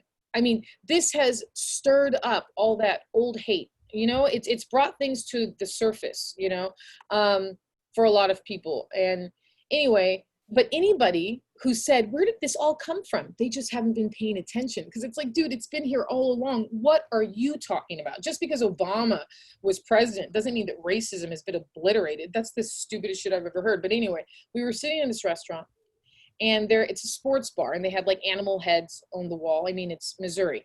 And I've been there. Yeah, I know. Yeah, it really lives up to its name, right? Misery. Right. So then, but there were like peanuts all over the ground, and he was eating peanuts and throwing it in our hair. And, you know, it was getting stuck in our hair because the type of hair we have, I don't know. And he thought it was funny. And he started calling us nigger or whatever. My mom started crying. My grandmother couldn't hear, you know, she was like 87. She's just like enjoying her grandchildren, you know. My two uncles, my mom's brothers, God bless them, but it's not like they had ever been around. It's not like they had ever accepted us. So they were pretending like it wasn't happening, which is just so not the way to go. Nobody defended you? No, I had to get up and say something and make a thing, because my sister took her shoe off and was going to get ready to fight. Like, she was furious because it got really crazy. I mean, imagine someone just throwing something at your head and just hearing it keep hitting your head, and then, hey, nigger. I mean, you know, I mean, it's just it's a terrible feeling, and makes me sick. Makes you sick, right? But yeah. The thing that I'm getting at is, I go, this guy has been told a lie. This guy has been told a lie. He has been indoctrinated into bullshit, wherein he thinks that he's somehow superior to me. He is not. Also, I'm not superior to him. This guy's an idiot. You know, how do you educate an idiot? You know what I mean? But the point that I'm getting at is, I don't think that we're going to get out of this by loading all the racists up in a truck and then like throwing them into a hole. You know, it's just not how it's going to work. None of us are perfect. You know, all of us have been prejudiced against people at some point or another. All of us have thought racist things. Like, I don't care who you are, man. And if you say you haven't, you're full of shit. You know what I mean? And it's maybe it's unintentional or whatever. All of us have. So the answer isn't to pile everybody into a boat and then sink the boat. You know, let's get all the bad guys in a boat. I remember when HIV had first hit the scene. There was somebody I was around that was like, I know what they should do. He said this in all seriousness. He was over visiting my parents, Christians, sitting around fellowshipping about the world. And his idea about how to solve the AIDS crisis, he said, we should just take all the infected people and put them on an island. That's what they should do. My parents were like, you know what I mean? Like, and this guy was serious. And so you go like, that can't be the way we do things. And, you know, where everybody's just, I don't partake in the bashing of the president, even though he's a fucking idiot. Like, you'd have to really be not paying attention to think that he's anything other than an idiot. He's an idiot. He's actually an idiot. You know? And he's a product of the system. We created him. That's my point. Yeah. So it's like, how do we can't just keep going, this guy's a fucking idiot, blah, blah, blah. I mean, that's not productive. So, you know, that's why it's like, how can we create change? Like, listen, I'm sure Trump, and I mean this, listen, he either knows what's going on he knows the full history of the United States. He's aware of all of the things, but he also knows, he might just know, hey, in order for this to keep going the way that I want it to go, because why would people who are making millions and billions, why would they want to change the system? They don't. It's not in their best interest, you know? So if he needs to incite division, okay, instead of unification, so that this system can stay in play, that's what he's going to do. So that's kind of like, I want people to start to look at this as a chess game. Like, you know, really start to look at this. Stop like attacking this guy, coming up with all these really clever, great memes. They're awesome. But what does it do? All it does, it divides us more and more. You know what I mean? He's a fucking idiot. That's not the way to like fix this. The way to fix this, I mean, I don't know. But I definitely don't think it's to bash Trump. He bashes himself. He completely bashes himself, you know? And the best thing to do is to stay out of it and to go like, let's write legislation, let's vote, let's, you know what I mean? Let's go and educate people in small groups that will turn into big groups and put our energy there. But staying on Facebook and like, I have so many people in my life that like stay on Facebook. They send me, did you see what Trump said? Did you see what Trump said? What did Trump say? Do you know what it takes to for a bill to become a law? What did Trump say? He sent down an executive order of like, you know, I don't know, anybody that farts is going to jail. Like whatever the fuck he's saying that's so crazy. It's like, that doesn't hold water, dude. It has to go through the House, the Senate. There are things that have to happen. It's wasted energy. It's wasted energy to like. Meanwhile, those bills are going through because everyone's like, I can't believe he said it. Instead of going, let's figure out how to. So I've been like getting involved for a while now, you know, like calling my local representatives and doing all that stuff, because the truth is it really does make a difference. It really does make a difference. And like prison reform and getting involved in 5 Keys. Because once you understand what the prison system is, you start to go like, holy shit. And like, we have family in prison, you know. I have a cousin who's, my sister and I, you know, we have a family member who's in prison and has COVID and he's terrified. And it's petty crime. It's like, he shouldn't even be there.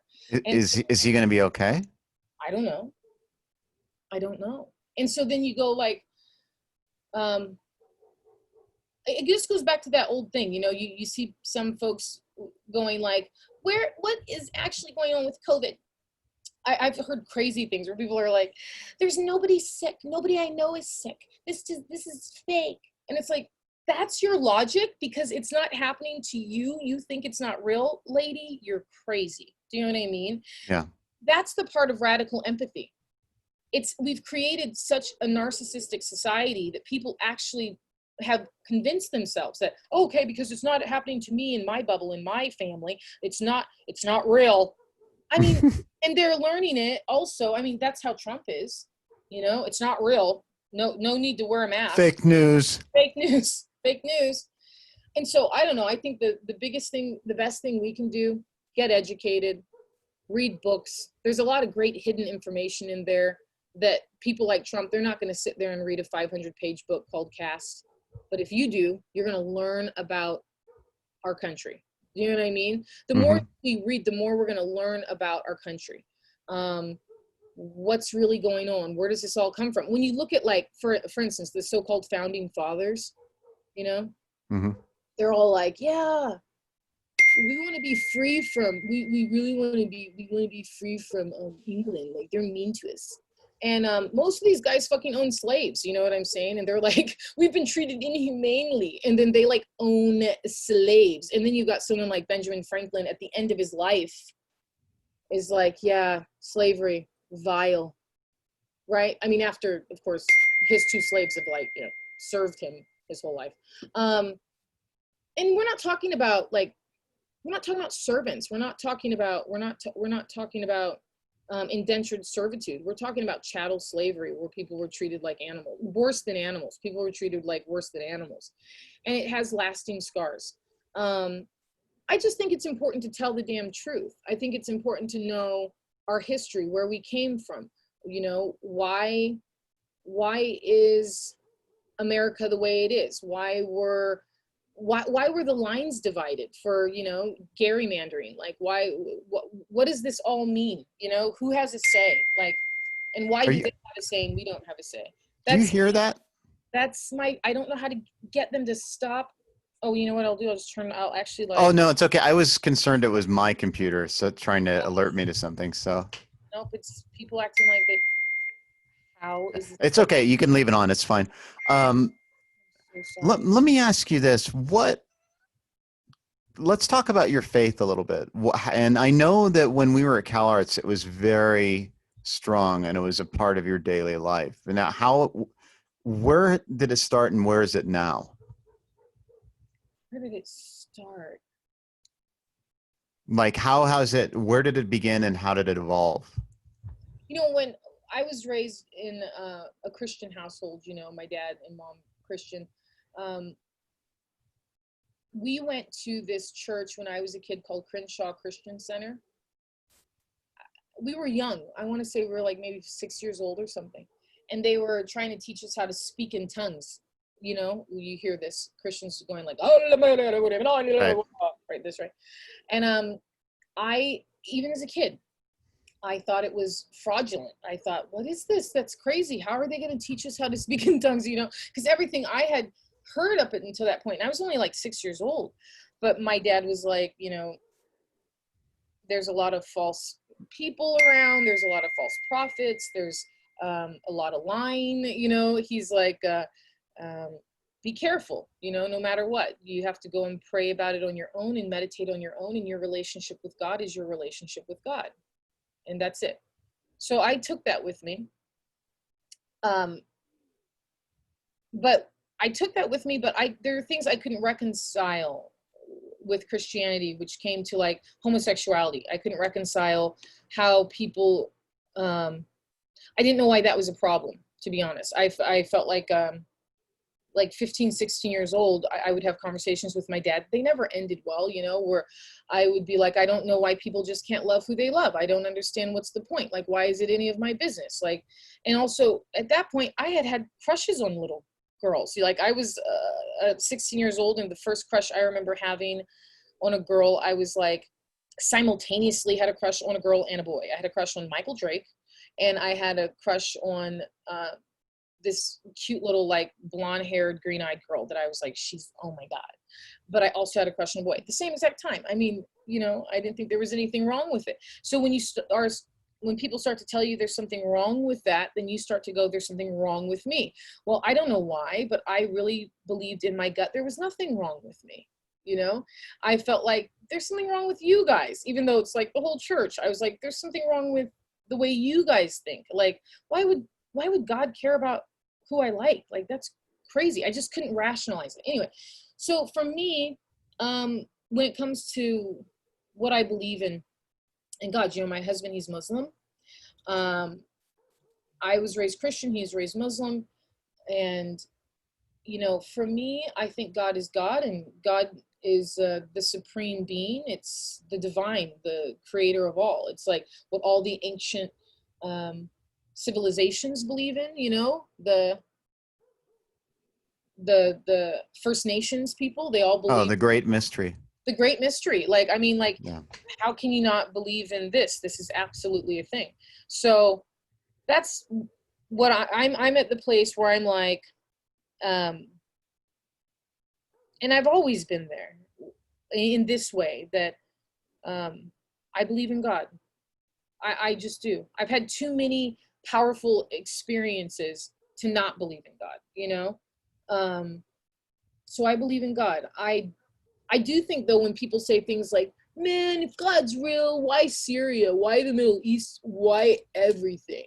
And it's like, well, why us? Like, what are we supposed to do? Wreak havoc on each other in this beautiful earth, and then God's supposed to come down and save us from ourselves, save us from our incubated assholes? It's like, I think that we're supposed to do better. I do. I think it's half on us. I think we're supposed to learn how to be humble. We're supposed to learn how to have mercy with each other. We're supposed to learn how to love each other through everything. I mean, I believe that. That's a hell of a pill to swallow is to go, oh my God, they're driving me crazy. They're like, oh my God. Is that Facebook? No, It's God. it's God. He's texting me.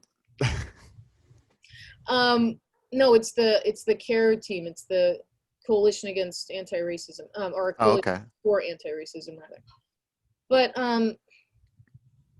I mean, I believe in God, but I also believe in human beings, and I think that we have to do better. And I don't believe in, like, listen, I believe in the great creator, you know, but in order for us to really become what we're supposed to become as human beings, we have to learn some shit. Like, we do. We got to learn how to get along. We got to really learn how to get along, even with narcissistic, psychopathic idiots. We have to figure out how to sit and break bread with everybody. And that's one thing we've never been able to do as human beings. Like, we war. You don't agree with me, you know what I mean? I'm chopping your dick off. It's like, what a concept. How stupid is that?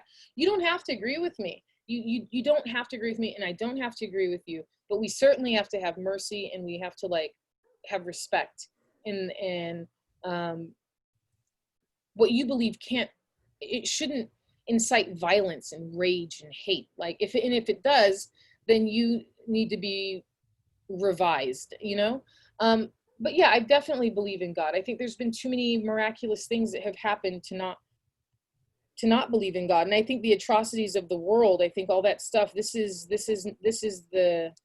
us. This is us. This is us doing that shit. I don't know why we're blaming it on anybody else. Like, we're to blame for this shit. I mean, all of it, every inch of it. There's what, 1,500, there's something like 1,523 billionaires in the world. And if like 5% of them donated just a moiety of their money, it would end world hunger. It would end world homelessness. Do you know what I mean? Yeah. And that's bananas when you think about it. So you go, why is everyone mad at God? You know, like, we should be mad at ourselves. We should be fucking furious at ourselves. We should be trying to figure out how we are going to save this world, all of us collectively, instead of waiting for, what I can't stand is so many Christians are just like, they think it's like, okay, we're just going to use the world and do all the things, and then we're going to go to heaven and everything's going to be great. Let's just suppose that's the way it is. Do you think that God's going to be happy with your ass when you go to heaven, and it's going to be like, look what you did. Look how you left the place. That's how you left my house I gave you, you fucking cunt. You know what I mean? Like, I was Yeah. angry.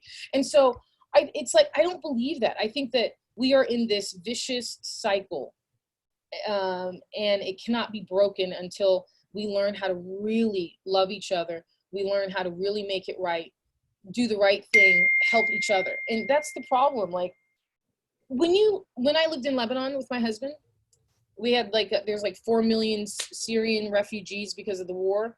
So many people on the streets, children, bones coming through their body. I mean, they're starving, and you'll never be the same. You'll never ever be the same, you know? And it's like, I don't care if I'm a Debbie Downer, right? But like, it's like, this is a problem. There's just too much fucking money in the world for this to be okay. There's too much money in the world. It's not about money. It's about greed and power. And unless there are people dying and starving on the bottom, power does not exist. You know, once it's equalized, there will be no power. There will be no hierarchy. There will be no ego. And how are all these narcissists going to survive without living in a power structure? That's the only way a narcissist can really thrive, is feeling like they're over somebody. But I don't think we're supposed to be over one another at all. And I don't think that we're supposed to let our kids die of starvation. I don't think we're supposed to watch our elderly die like lonely, sad lives. Like, I think we're supposed to help each other. So it's our fault. You know what I mean? Like whenever, when people get mad at God, I'm like, oh my gosh, you should just get mad at us. Get mad at human beings because it's our fault and we just got to do better. Yeah, and I think it's part of the power structure is to always look up for the solution, look up to the someone else. We don't look at ourselves and say that we can change this, we can do this. It's Yes. our responsibility. It's our responsibility. It's our responsibility. I mean, when you look back, when I look at all the, I mean, I don't even know how to turn this off. I mean, they just, how do you end this? God, I'm so sorry, Brian. No, it's all right. It's all right. It's all right. Like, I wish how do you, I mean, how do you edit? It's like, No, it's okay. Just let it go. I can hear through it. So it's okay, not, yeah, it's not distracting me. I was only concerned that it was saying something about the recording, but that was it. So, got it. No, it's my phone. It's blowing up. It's always this time of night because we're like working on stuff. But yeah, I do think that there's too much looking up, and that looking up mentality, it's like wanting someone else to fix your shit, and we got to fix it. We got to fix it. You know, yeah. we got to get involved. We got to read legislation that we don't want to read. We have to read all the bills. You know, we got to read all the, we got to get involved. And it's like, we got to do less binge watching, more reading, more of what we're doing, like sitting in groups and talking and learning from one another. This is what we have to do if the world is going to change. You know? Absolutely. Yeah. And, I had a realization the other evening, I was thinking about my wife. I don't understand her. Tell me. And I was thinking for the first time, I thought, for most of my life, I thought, the person that I would fall in love with or whatever, I'm going to know them. I'm going to know every aspect of them. And that's why I love them. Right. Yeah, exactly. But I had a realization. I don't understand my wife, and I may not, and that's okay. But that's what love is. I love that I don't understand her. Keeps it exciting. It's like what Lou was talking about being married. Remember, Lou would always give us these great little tidbits about marriage, and he'd say, my wife is a mystery. I don't know her. You know, I might say something one day that really could ruin our whole relationship, you know, like you got to really be aware of all this kind of stuff. I always thought that was interesting. And I've honestly taken it with me. Being married, it's helped me. It's really helped me go like, yeah, it's okay if I don't know everything about my husband. And like, you can't assume to know everything about somebody, you know, or even understand why they do the things that they do and why they do it in that way. But that's the fun part. I mean, trying to figure it out, you know. Mm-hmm. But you probably won't ever. I mean, we're mysterious, us women. We are, man. Sometimes I do things and I'm like, and my husband is perplexed, and then I will secretly also be perplexed. Like, why did I do that? I don't even. But I got to pretend like I know why I did it. Well, it's funny. I have a mentor. His name is Gustavo Esteban. I've interviewed him. I did a 3-part interview with him, and one of the things, and we didn't even discuss it, but one of the things he talks about in terms of social change is there's 3 parts. It's friendship. I can't remember what the other one was, but surprise was a part of it. Yeah. And I was like, I kind of didn't understand what that meant, surprise. And I still need to ask him about that, but I think there's something there that's powerful. Yeah. Ask him about it, because I do think, and I also, you know what else I realized now more than ever, everybody takes things so personally. This is part of being this narcissistic society, is that something happens and it immediately, I can't tell you how many times I get phone calls and I'm talking to people like, it's not, I'm sure that everything's fine. It has nothing to do with you. Maybe she had to put the kids to sleep. That's probably why she didn't call you back. You know what I mean? And then 20, 30 minutes later, I'll be like, oh, you were right. Yeah. She had to put the kids to sleep. But like the immediate, the knee-jerk reaction seems to be, oh, I'm offended. They did something to me. You know what I mean? And it's like, no. What happened to us? why do we take everything so personally? You know, like I realized I had to change that about myself years ago. I was like, this is going to kill me if I keep taking everything so personally, like everything that everybody says, if it's going to like burn me up that bad, or, you know, this business, you send out an email, you can't take it personally if someone doesn't get back to you Mm-hmm. for a long period of time. Yeah, maybe you're not high priority on their list. So what? I mean, so what? You know what I mean? Like, Yeah. I mean, like that absolutely cannot destroy me. I mean, but I mean, I don't know. I hope that our fragility subsides a bit and that we're able to be stronger as human beings. I hope that we're going to be able to be more empathetic to one another, kinder to one another. I think it's the only way we're going to get through this shitstorm. And it is a shitstorm. But let me ask you this, because I have trust issues, massive trust issues, and I'm not exactly sure where they come from. A part of them, I think, is how I was raised. Another part is the betrayal of my body, losing my sight and my hearing, Yep. thinking I'm going to lose my fucking mind.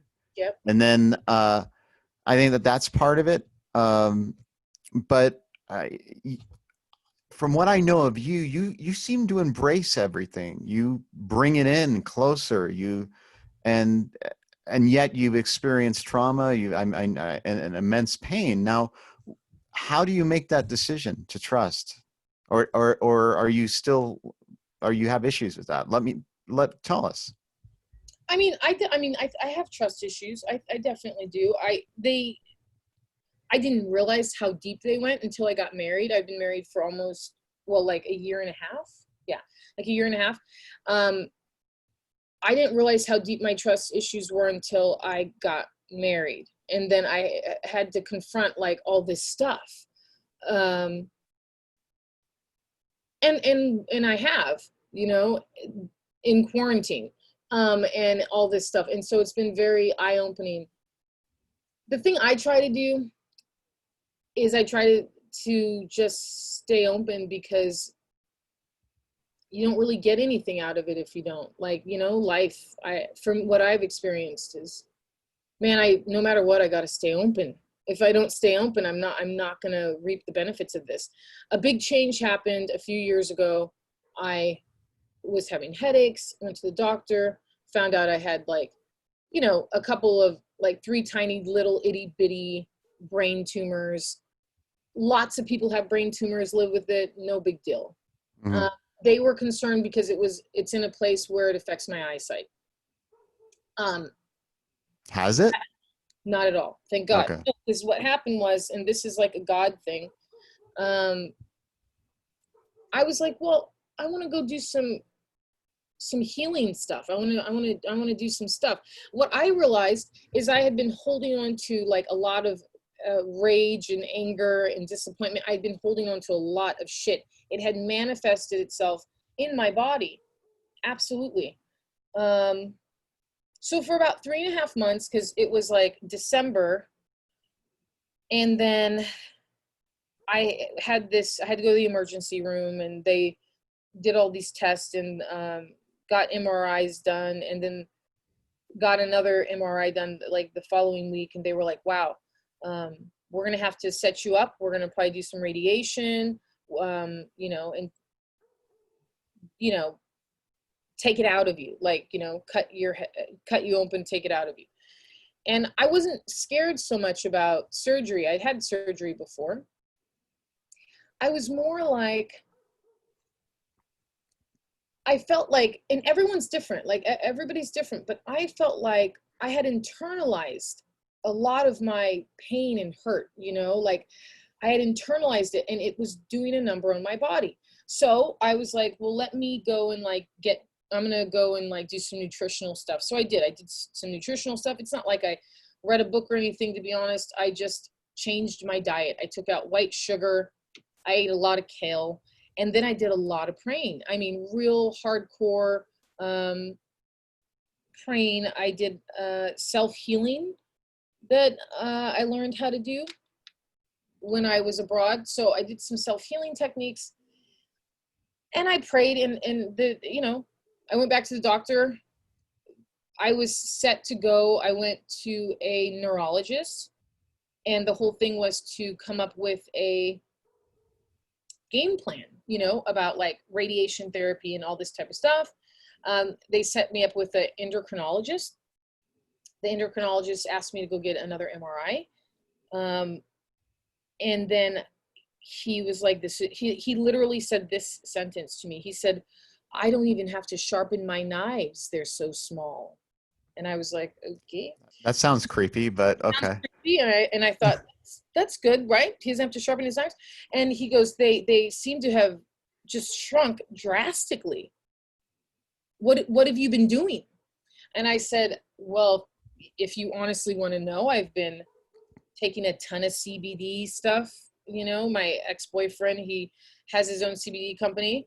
And he was so kind and like sent me all this CBD, and like, I am telling you, that shit worked. It was like a 3-month regimented process on that, prayer, meditation, dietary stuff.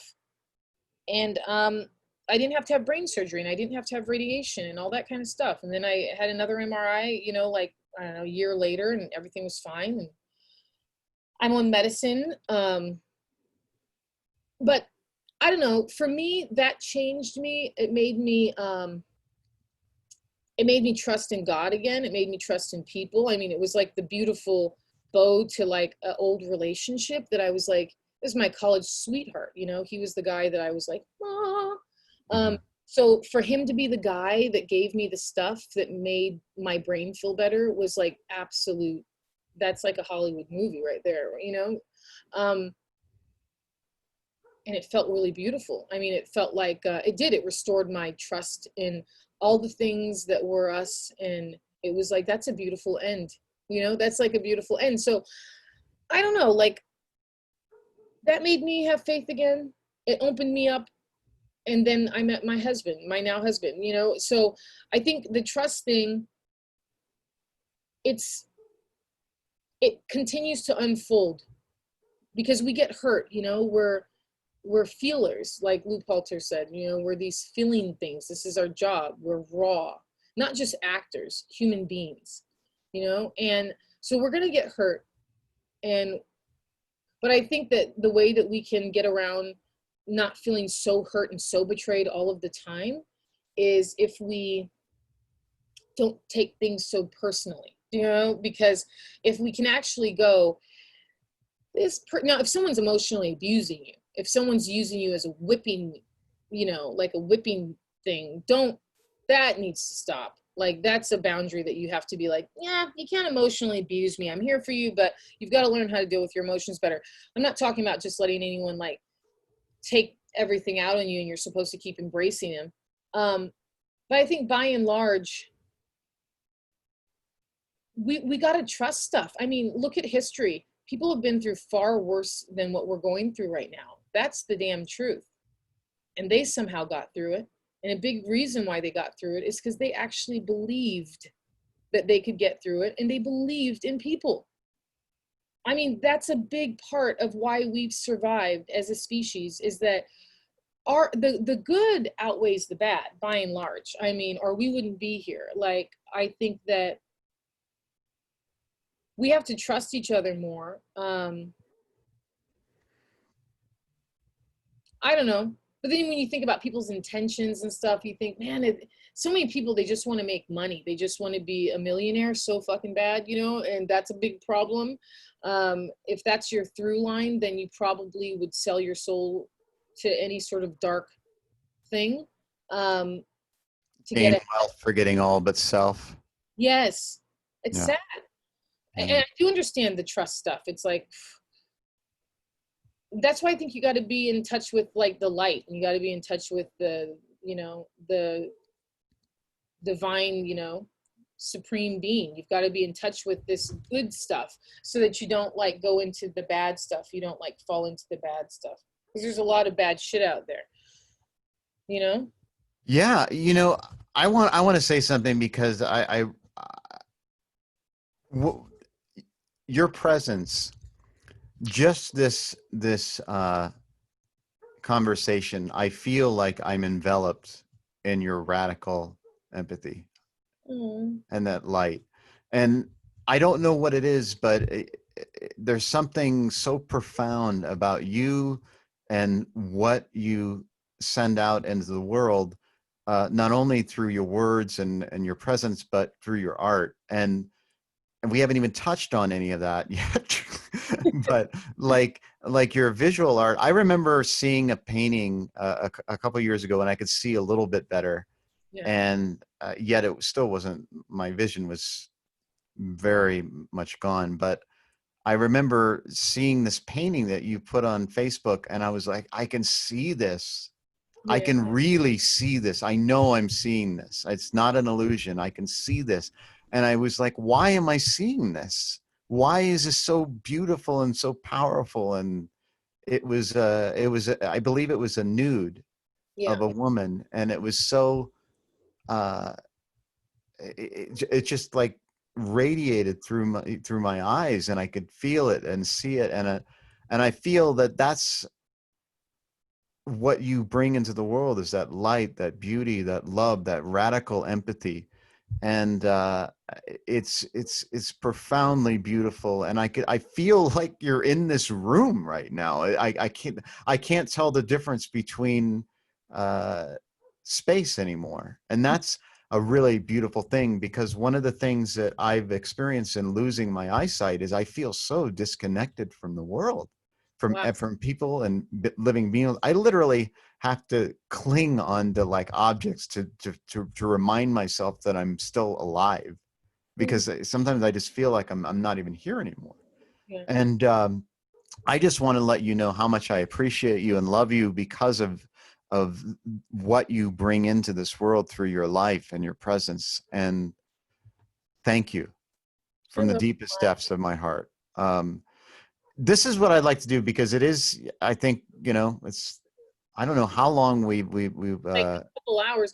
Can I just add to what you were saying is I'm I'm matching what you're giving me. Do you know what I mean? Like I'm opening up because I'm feeling the same thing that you're giving me. Like it's not, you know, we recognize this in one another, this light, this energy, this like this love, you know. I love people and I love the light that we have. I mean, you know, I go back to this old thing, like you can't hate someone once you sit down and break bread with them and really talk to them and learn their life. It's hard to not love somebody, you know? So I'm giving you back what I feel like you're giving me. I feel safe and open. It's not like I'm sharing like this all the time. I'm not. I'm much more reserved because a lot of times, you listen, people want to stay angry these days. They do. They don't want to believe that the way we're going to get out of this is through radical empathy and love. It is a heart thing. It is a heart thing. It's like, it's what it is, Well, you know? my wife was talking about anger because she's has some trauma herself, and one of the things she says that she's kind of held on to her anger because it made her feel powerful. Yep. That's brilliant. And I think that's why people hang on to anger. And I was thinking about it myself. And when I get upset, I have an enormous amount of anger. Yep. I don't reveal it, and it just kind of poisons me slowly. Yeah. But but but I think that's true. It's an emotion that gives us a false sense of power. Yeah. God, that's what it is. But what I'd like to do is, um, I'd like to do a part two. Okay. And I think what would probably make sense is, can you please tell us what the name of your book is, if you can, and Yes. when it comes out? It's called S&M, like slave and master, just the initials S&M. Um, Okay. and it's written by me, Sarah Louise Wilson, and I'm only releasing it as a digital book right now. It's been published through our curriculum, so it's not going to be available until October 27th. But I'll have like a book launch where I'm gonna read like a little bit from the book or whatever. So it'll be available October 27th, and it's ebook right now. I'm not doing print because I don't know, not right now. It doesn't seem to make any sense. Although I do love books.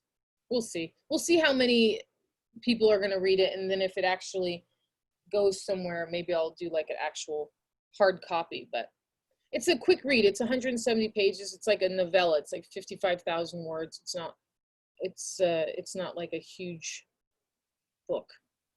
Well, let's do this. Let's reconnect after the 26th. Okay.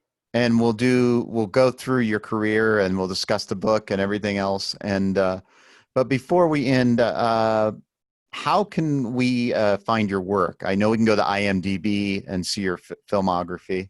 Yeah, you can go to my website at sarahlouisewilson.com, and Okay. it has links to everything. So that's my place, my website, sarahlouisewilson.com. All right. So everybody go there, sarahlouisewilson.com. I want to say this before we end because I had this realization, because when you were talking about God, I started to think about religion in my own. I haven't been religious. I did practice Buddhism for a while. Okay. And there was one point, I think in 2013, I'd come back from living in Mexico, and I had gone through another shift in my vision loss. And I was walking in the woods, and I was asking, I was like, God, if you exist, just show me, just give me a sign, give me something that's not a metaphor, that's, I mean, not even a sign, just something that I can understand, Yeah, exactly. that shows me that you exist. And nothing happened. Yeah.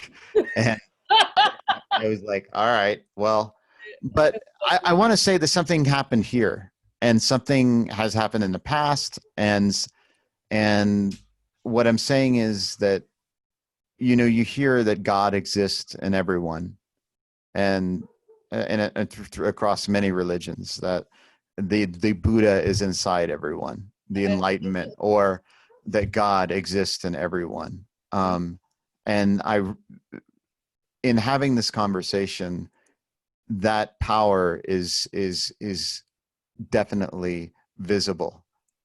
I'm not sure why I use the word visible because I can't see, That's but perfect. but it I think that I can feel it in your presence, that love, that radical empathy, and I just thank you, because it gives me hope uh, that we can transform what is happening to us and find peace.